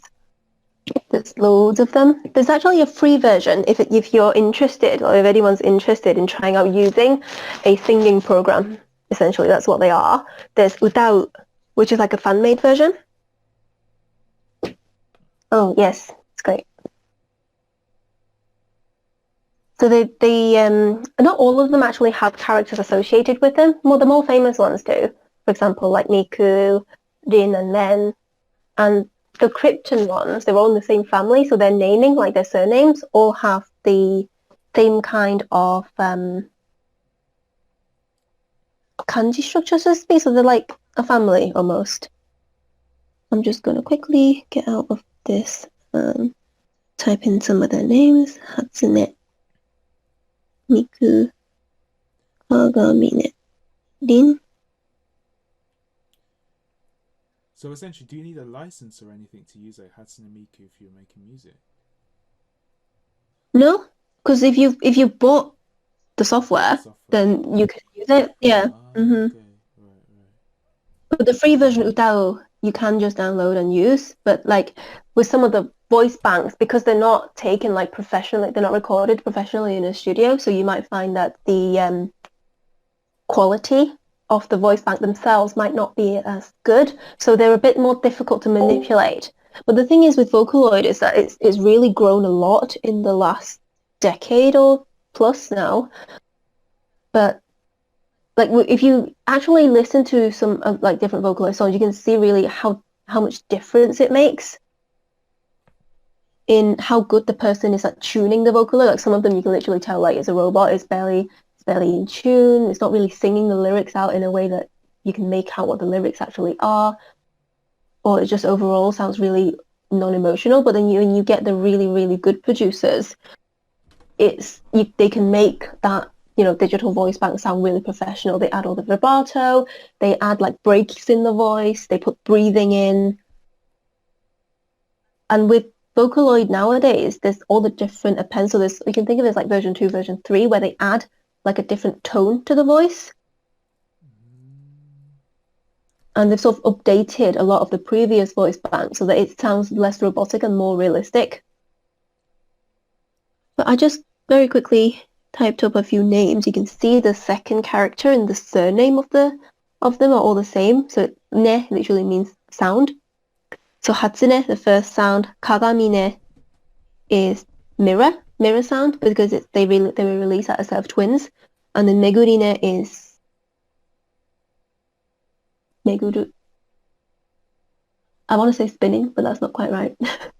Meguru. Like, I don't know, kind of not even revolving. Revolving, not echoing. But I'm doing the hand motion, but that doesn't help anybody. But imagine a circle. because her voice is like really echoey, and she also had an English voice bank. You can get them in all different languages now. There's CU who has a Korean voice bank. There is one with a Chinese voice bank, and I think even Miku has an English voice bank now in her V4 update. Very, very advanced now. Probably a lot easier to be a Vocaloid P nowadays than it was in 2008. How much does it cost? So a lot. Sorry. Well, I remember the last time I looked, she was like 8,000 yen, but I could be wrong. That's Miku. That's a standard Miku. 1,000 yen, probably about what? No, I can't even say the currency because people are from different places, but probably about, it's under 100 for either euro, pounds. Let's have a quick look. I'm going to have a look on Clifton's original website. The official Vocaloid website, yeah, that helps. But like the newer versions would definitely be costing more. So you see actually a lot of the producers, once they have one Vocaloid, they tend to create with just the one. For example, Supercell's known for tuning Miku, and the one that we listened to the song to just now She mainly, they mainly do the twins, the Kagamine, Lin and Len twins. Although they do have all the other Vocaloids as well, because they have other songs which uses all 7 of them. Let's see, official Vocaloid website, EN Products. You can get it on Amazon Prime apparently. Oh,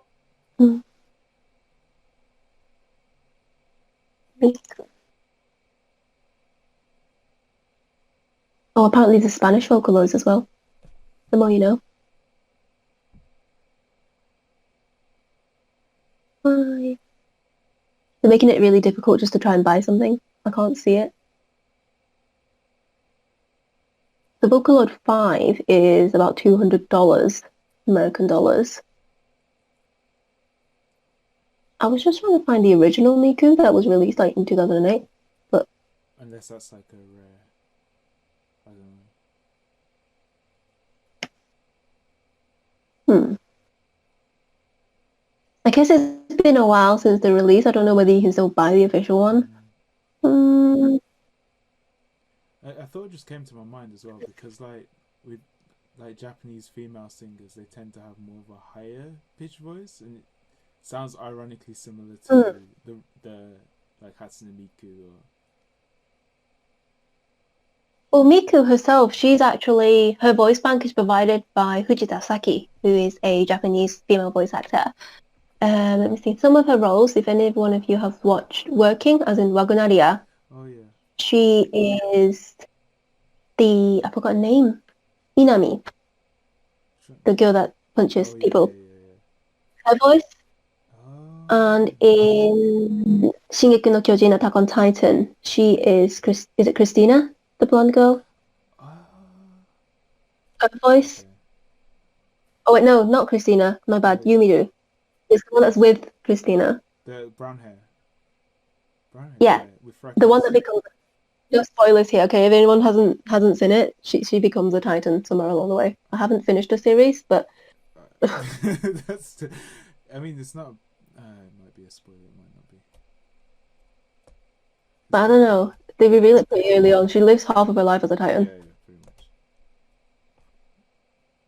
Yeah, but so actually, that Hatsune Miku isn't completely like robot. It's kind of someone sings. No, like when it's at the user stage, of course, she's literally just a program. But in terms of making, like her sound did come from somebody. Like all the Vocaloids had somebody who provided their voice banks. Okay, that would make sense. Yeah. I'll pop a few videos forward that, like, especially with the singers, less so, but amongst the voice actors, there's quite a few videos of them imitating the Vocaloid way of speaking. It's quite funny. What, like in song form or like? I suppose in song form. There's some that they sing, Yeah. like the same song. There's like Vocaloid original voice provider and Vocaloid comparison. That's quite, like, you can see that quite a lot on YouTube and things like that. But the voice actors themselves, they play around, like they act as the Vocaloids. Like they just talk as if they're the Vocaloid sometimes, Okay, just for fun. But like some of the earlier Vocaloids, they didn't have a character, like an anime character associated with them, so they were a lot less popular in a way. And some just straight up, like the company didn't give them an image with a character attached to it. One called VY2, he's literally, like on his box, on the box that they released the software, it's just a katana. Oh, but not even like a person or anything. Yeah, they don't all have a character. Okay. And some they've used like fingers. And some just straight up use actors, and some are like fan-made ones by internet fingers. But there's a lot of like different Vocaloids around there. I'm pretty sure there's so many different ones nowadays that I'm definitely not keeping up. And in the early days, because there were less Vocaloids in general, to make sort of like more characters, people would take, say, a Miku song, pitch it down, and then that would be like a spin-off of a spin-off character from Miku. For example, there's one called Yoane Haku, which is a pitch down Miku, tends to be. but she's got like white hair and only one ponytail, that kind of thing. It's a very interesting community. So it'll be the same song, but then they just pitch the voice down and then... They just pitch it down and then give it a different name. Because there was just like the resources, like in terms of material we can consume, there's just so scarce. People are making up stuff, basically. Yeah, and then now there's like so much out there because of the popularity. Yeah. Like Miku, she has events every single year. She has probably like she's definitely the anime character in a way. Even though she's not from an anime, but you get what I'm saying. That has the most figurines out there because there's all different versions. Right, yeah. And like every year there's a competition where they ask artists to design a snow Miku, and then the one that gets the win in the voting gets an Android, and it's just like a chibi figurine made out of there. And there's live concerts. It might sound really silly, like, oh, why would a program have a live concert?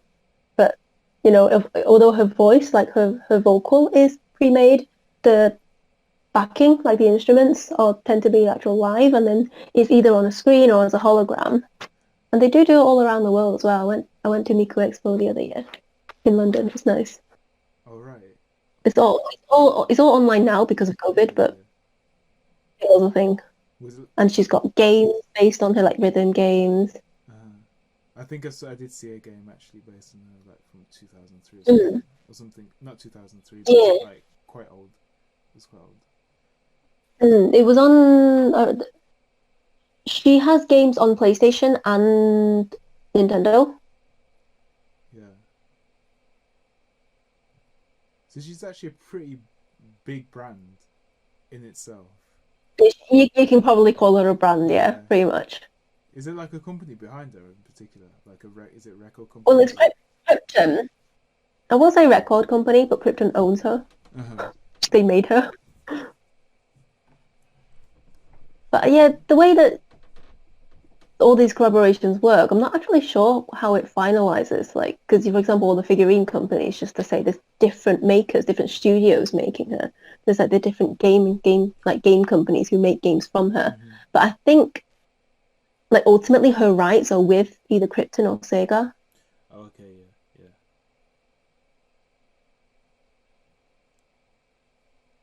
I mean, Sega would make sense in the context of games anyway.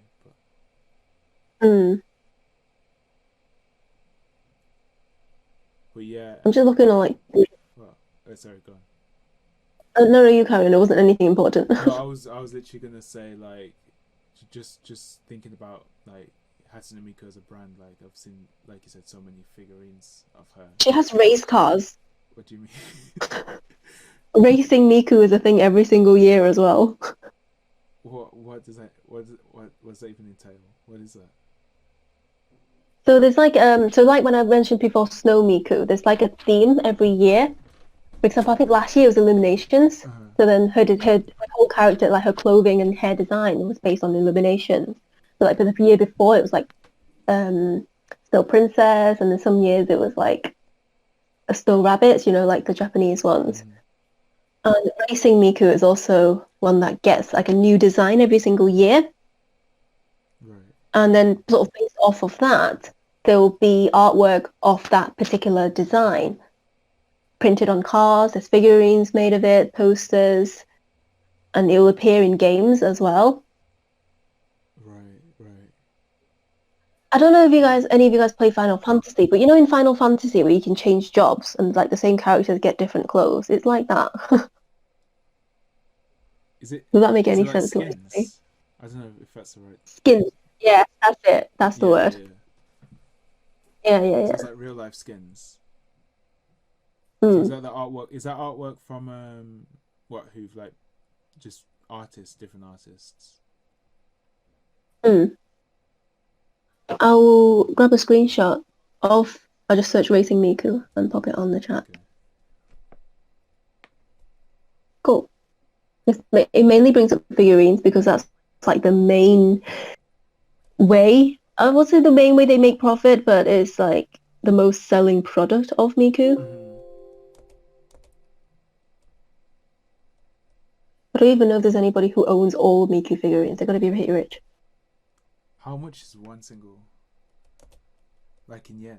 You're looking any nice quality ones, like I'd say about 200 quid. Really?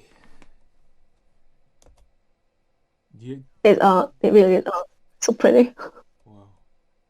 Nendoroid is a little bit cheaper because they're chibi. Okay, yeah. They're under $100, whereas all the others are like 200 plus.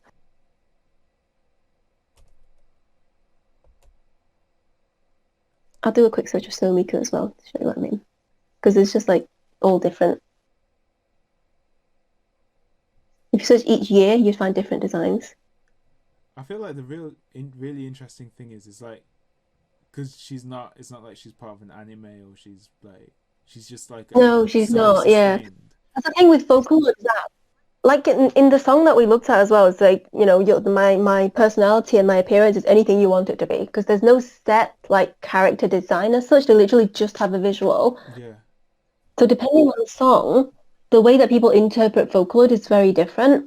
Mm-hmm.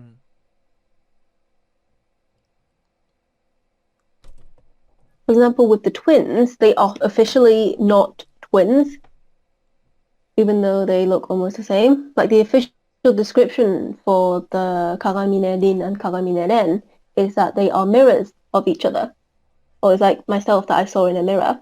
So some people will put them in a romantic relationship. Some people will say that they are siblings. Mm-hmm. Mm-hmm. But depending on the context of the song and the writer, like they can have all different statuses. So it's just like they almost play different characters in the songs that they sing. Ah, I see. It's a bit like, I suppose, not exactly the same, but like fan fiction, or like you kind of create your own story for the characters that you have.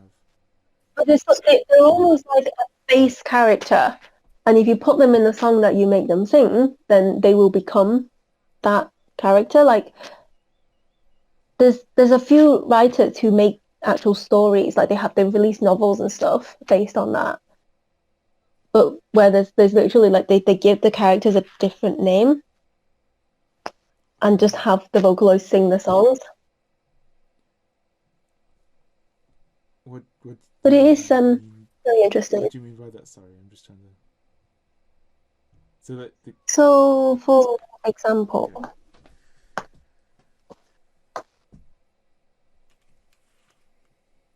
Okay.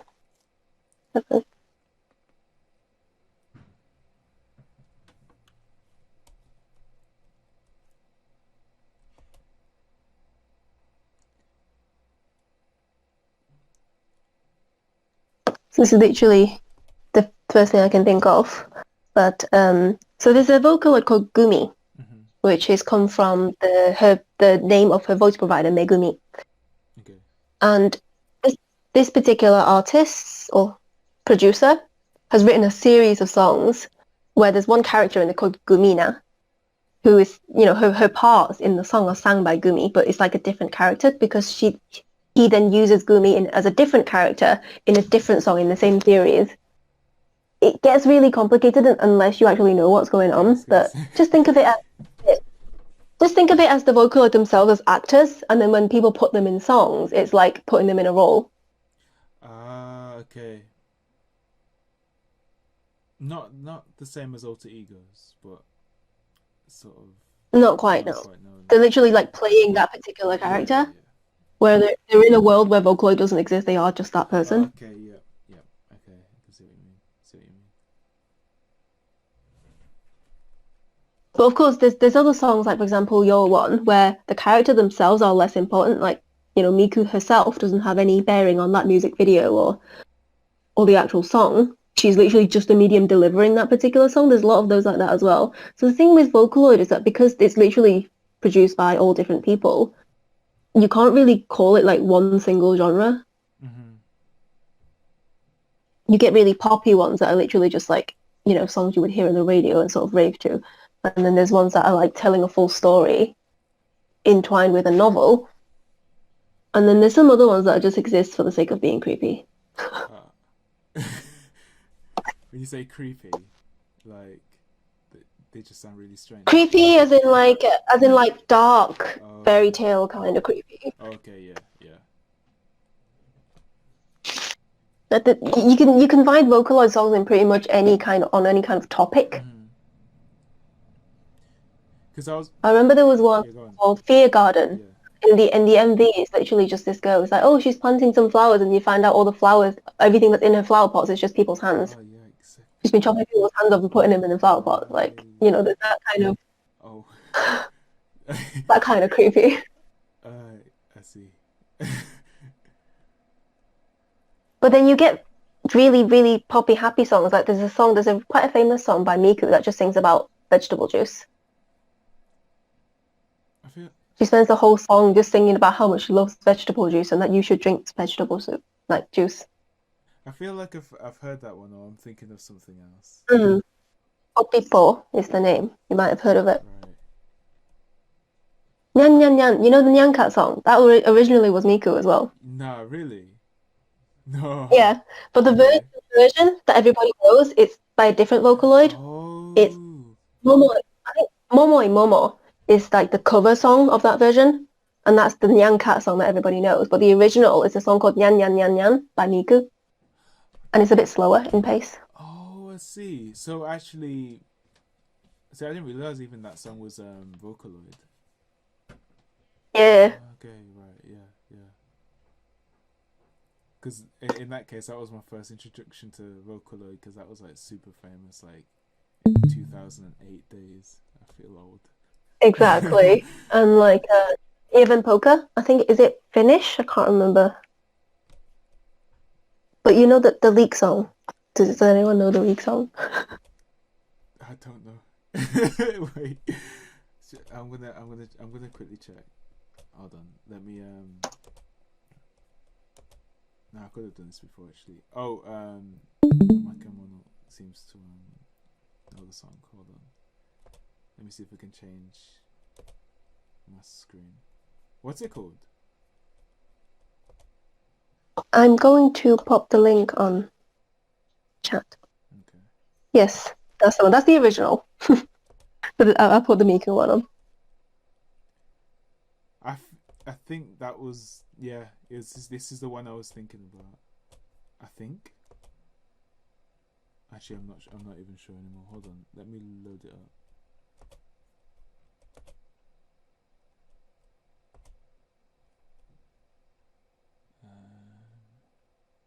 It's Finland. It was Finnish song.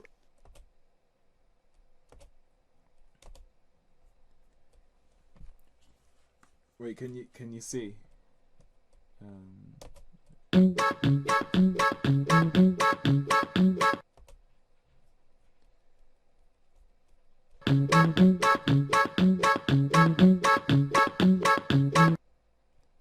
my. Okay. Action's horrible. Hold on.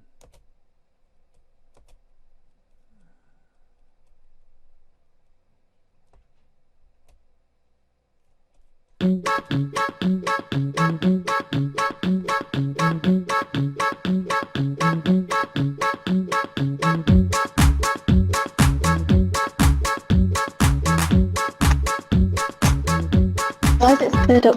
あらささいラリビラリビラバリランランレンランドワバリラタバリバリバリビリビリビリステンレンランドヤバリンランテンランデアロマナガルブルブルブルブデイエルバビッタリンランデンランドタタタタタタブーブーデイヤドあらささいラリビラリビラバリランランレンランドワバリラタバリバリバリビリビリビリステンレンランドヤバリンランテンランデアロマナガルブルブルブルブデイエルバビッタリンランデンランドタタタタタブーブーデイヤド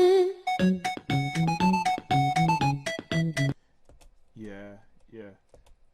I've heard this one. I feel like I've heard this one with a dance, like an actual dance video, but I'm not sure if I'm confusing it with something. Most likely, because it's like the 3D Miku dancing to a lot of things. Yeah. It was like I'm sure it was a real life one, but I'm not sure if I'm just thinking. People dance to Vocaloid songs. Oh, okay. Right. This whole like dedicated to dancing Vocaloid songs. Oh, it's on just Like people do their own choreography and then like post them online. But there's, yeah, no, there is a specific. Hold on, wait, let me see if I can find it. But yeah, I can imagine that people do that just because the songs are kind of, I don't know, they're danceable. I mean, apparently it was on Just Dance. Like here is saying it was on Just Dance, so.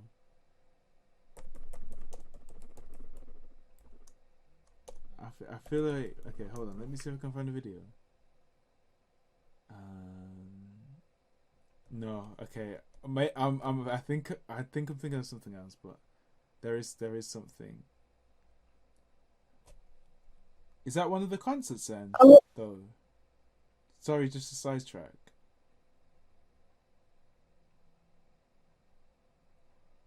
Wait, I don't know if you can see my screen. Can you see my screen? Oh, is it this? No, it's not that one.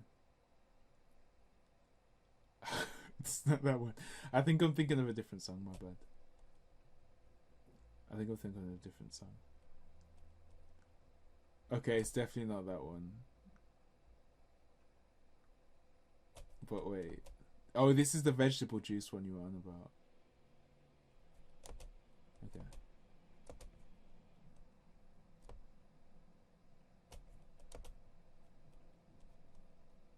But honestly though, the theme of the songs, they just change so dramatically because honestly people are having, you know, their full freedom and what the creativity is.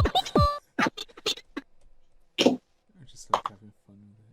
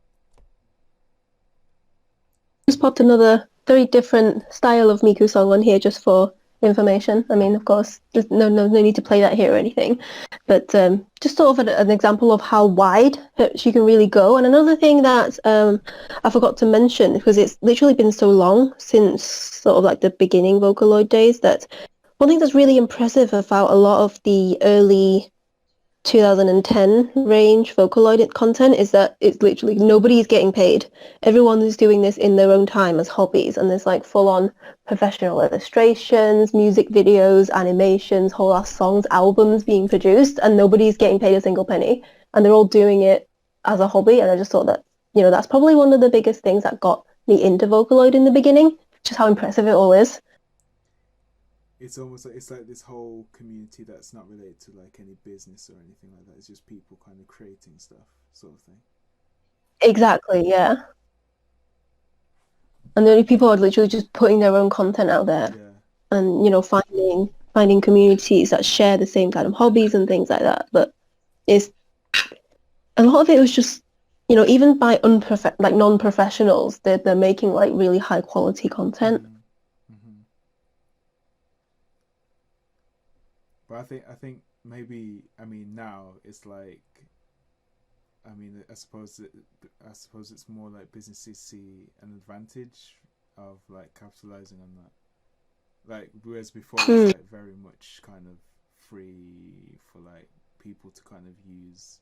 I mean, it still is, but like, I don't know, maybe it's become more commercial. I don't know if 2010 it was more of a brand or it's just a thing, just like a fad and less of a brand sort of thing. I mean, it was only later on where people actually, like people who sing the songs, people who make the songs actually started releasing CDs. Mm-hmm. Before, like there's no legal way of getting the music. You get like a YouTube to MP3 downloader and just stick it on. Yeah, the good days, man. Yeah.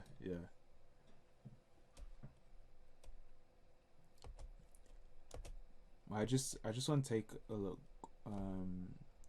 before we finish. I just want to take a look at this because I'm guessing this is a hologram, like the hologram concert that you were talking about. It is either a hologram or a screen or like a big screen, but it looks like concert footage. Yeah. So is that sort of a physical hologram on the stage, moving around on the stage? Sort of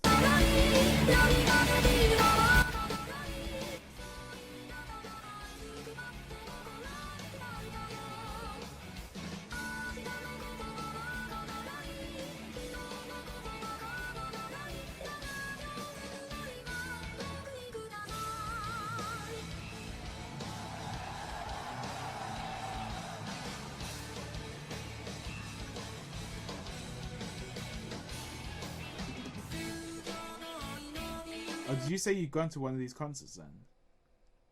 Or like an expo? Did they have a concert like this? Yeah, I went to Miku Expo in London, which is a concert. I'm trying to think, is it 2018? It might have been 2018. I think it was 2018. I just can't remember. It's so long.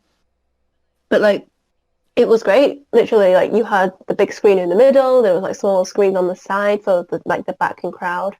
Everyone got light sticks. We were waving light sticks to the beat. It was amazing. That's awesome.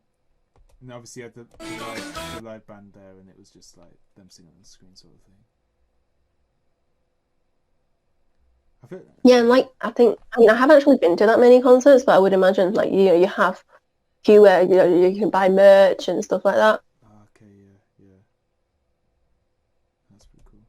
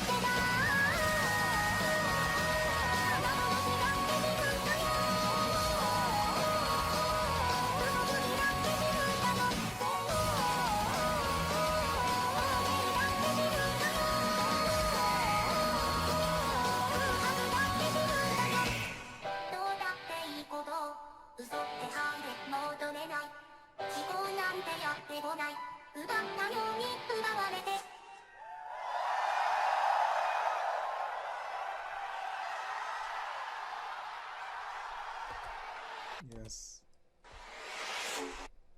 Okay, that's cool. That's pretty cool though. Does anyone have any other questions or anything though? About Japanese or Vocaloid in general? I don't know where we are now. We're just like in this realm of talking about Vocaloid. Yeah, we kind of went off on a tangent, but it's okay. It's Japanese culture lesson. Yeah, it's context. Adding context to the whole thing. Yeah, I feel like though, like in terms of if there was one place that could do this sort of thing, is I don't know, maybe it's Japan in the sense like there's no other culture I can imagine that would do that kind of go in that direction with music. I just can't. Yeah, they needed to have that anime culture first. Yeah, absolutely, yeah. You know, even a lot of the visuals with the Vocaloid songs, it's always almost in anime style. Mm-hmm.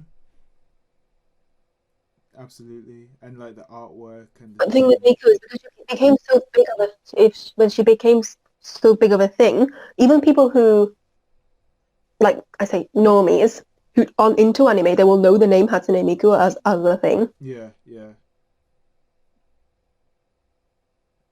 That's incredible.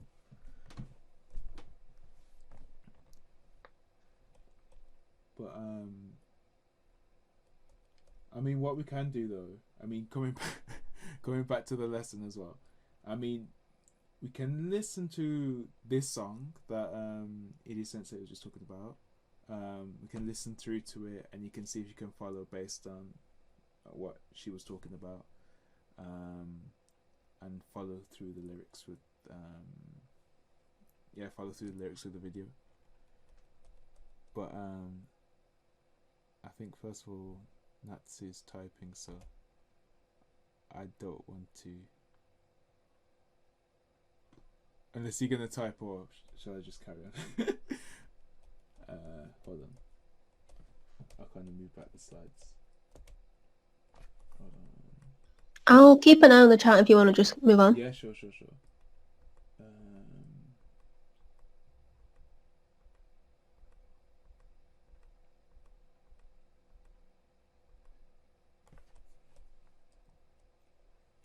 Cool. Oh wait, I need to switch. ちょっと.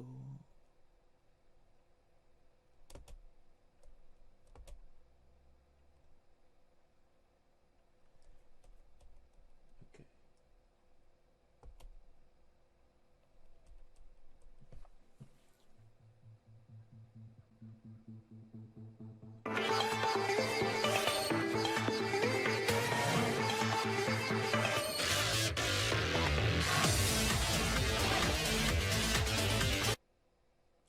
Nice.「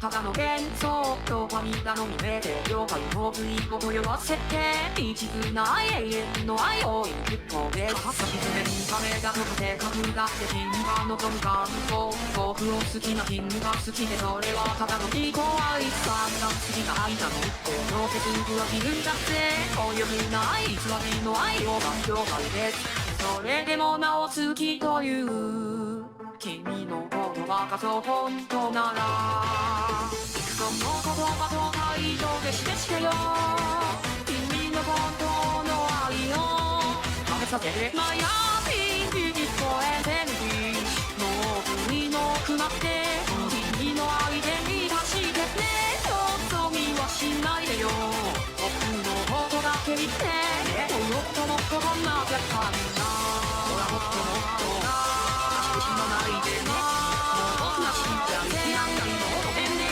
言えないよってかねそれなら僕も精神性に演じま恋愛ゲーム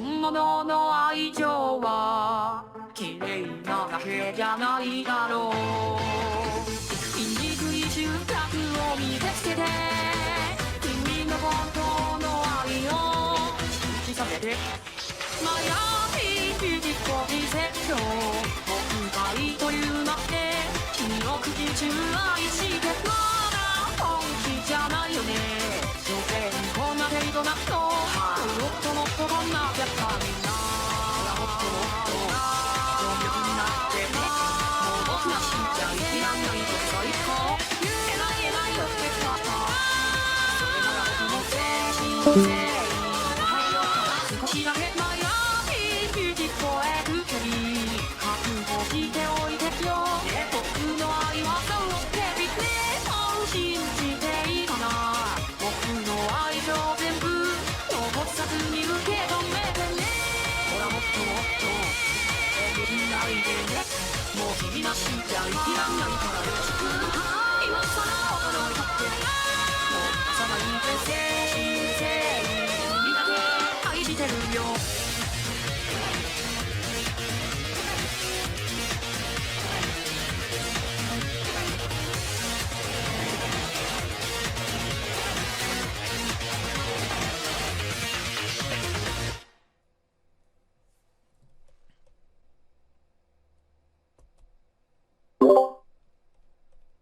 Okay, cool.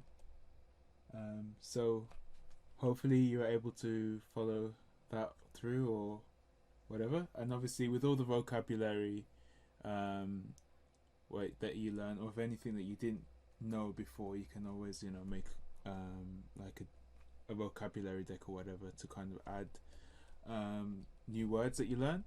Although I would say that some vocabulary that's used, say, in songs,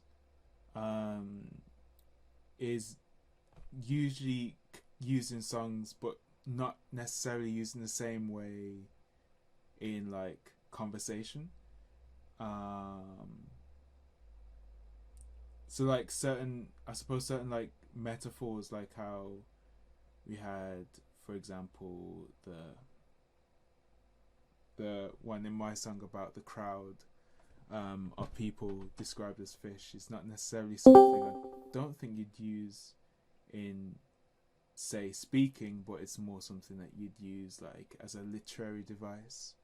So in songs it's good to learn vocabulary, but again, some is vocabulary and some are used like as literary devices to kind of explain, kind of give, I guess, a more, I don't know, how would you describe it, Sensei? Like I mean, it's good vocab to have, to know that when you're reading things that you can pick up what it's trying to say, but it's not something you'd use in conversational Japanese. So even with the some of the tones, the stuff that we went through, where the tone is really casual, or you might think, oh, I can use that in my daily speech, but then a lot of it is still like almost like anime talk, whereas the way that the character speaks or the way that the sentence is written is not very commonly seen in real life conversation at all. Mm-hmm. Especially with Japanese, is that sort of standardly speaking, unless you're really close with somebody, you sort of stick to a really, not really formal, but at least a polite and like a really, what do you call it? Not standard, like a polite. No, it's not even formal. It's sort of Oh, between. no, not formal, but proper, like a proper way of speech. For example, the ending to some of the sentences that we went through, like daze, like you'd rarely actually hear that used by a real person.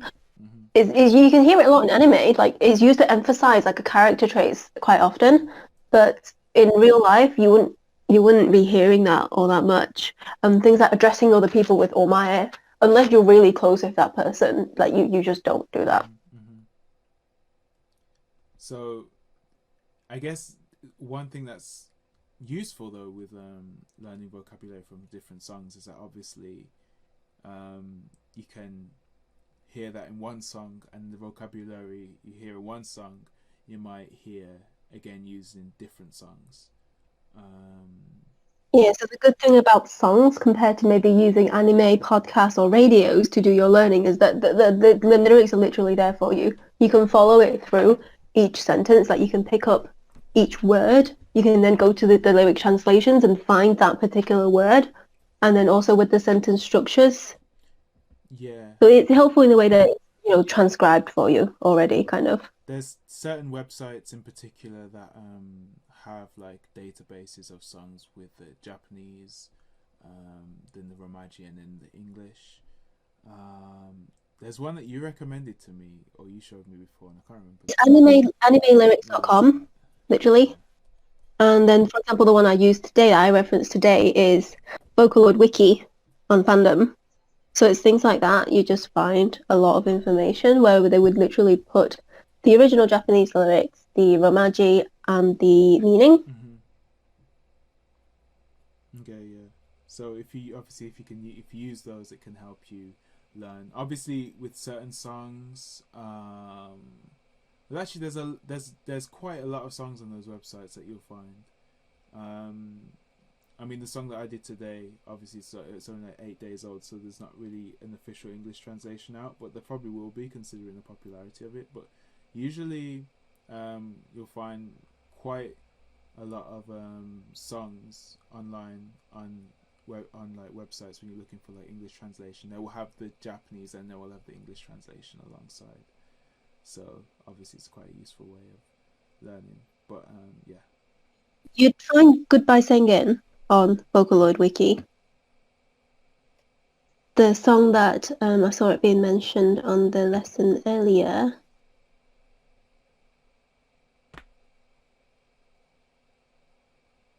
By Noriti-san.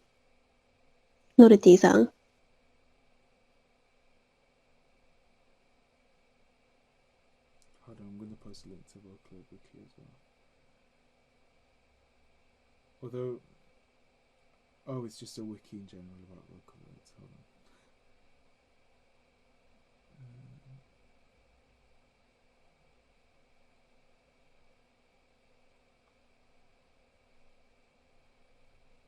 Hold on. So you'd find like, they have on that particular wiki, you can find information of the actual Vocaloid, the producer.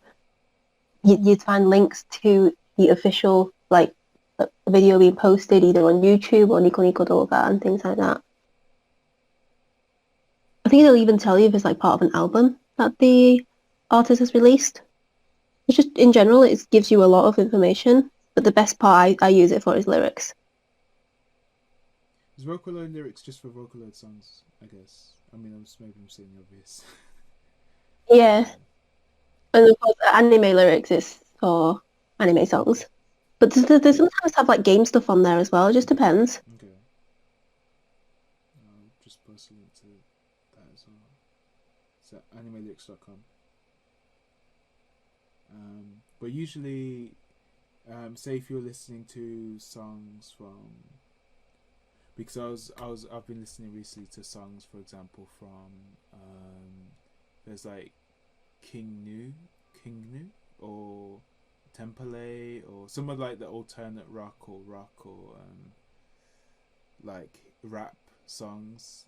You can also just type the name of the song on Google, and then there'll probably be a website with the Japanese and the English that you can use. So that's always helpful as well. Ah, okay. So you listen to them as well, yeah. So yeah. So there's obviously different websites that you can use to help you learn, and yeah, just make use of them. So I guess one thing just to end is, I guess hopefully this lesson helped, and when you're going and listening to songs yourself and you want to kind of work out what's in them, what it's about, find a website that has the English translation.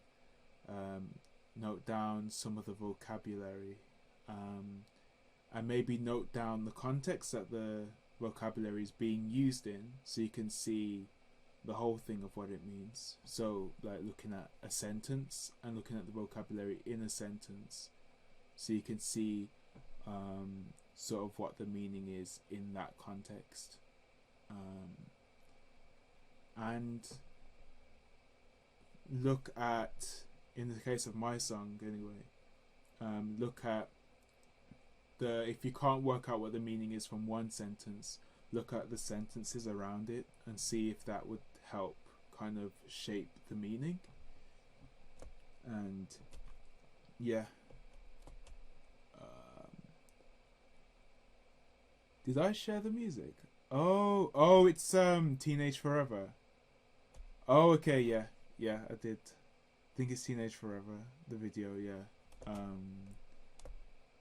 I think my Japanese friend introduced me to that band, but yeah, they're pretty famous. But yeah,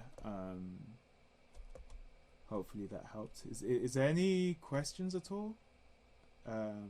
Again, just a final call. And by all means, if anyone of you come across anything, say afterwards, you can always, as always, just pop it onto the lesson or study room, and we can always have a look at it there. Yeah. And go through it in a bit more detail. Mm-hmm. And obviously, I'll try and upload this recording sometime this week. So if you want to have another look, there'll be the time codes there as well, so you can go and check that out and just kind of jump to the part that you want to sort of focus on. And Yeah. Oh, we've got a question. Do you want to answer that one? I'm just reading it now. One moment.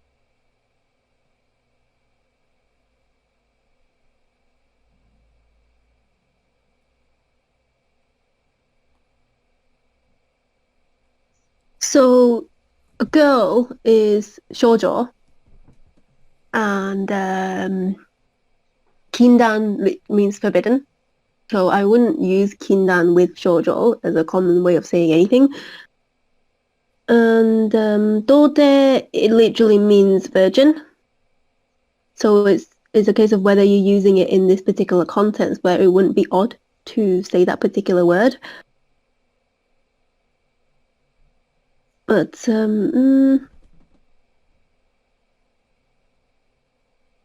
maiden.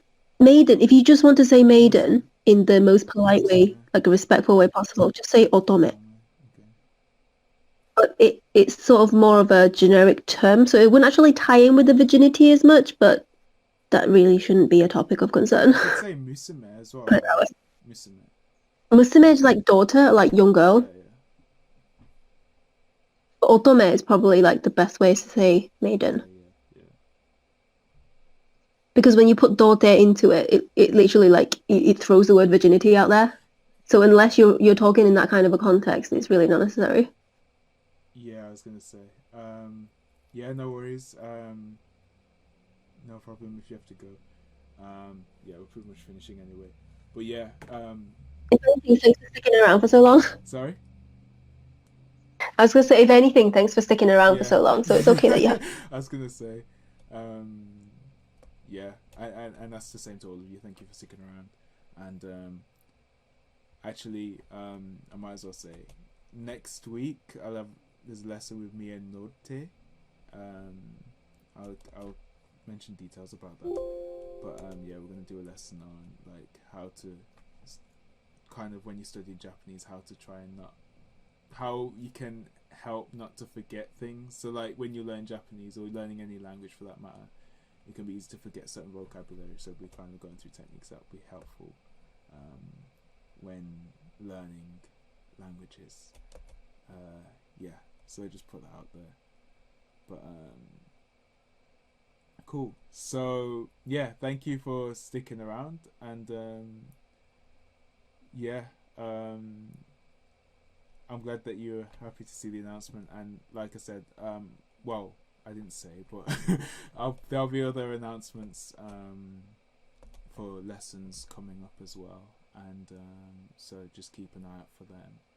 And if you've got any suggestions for lessons in the future, just drop them in general suggestions, and we can do that as well.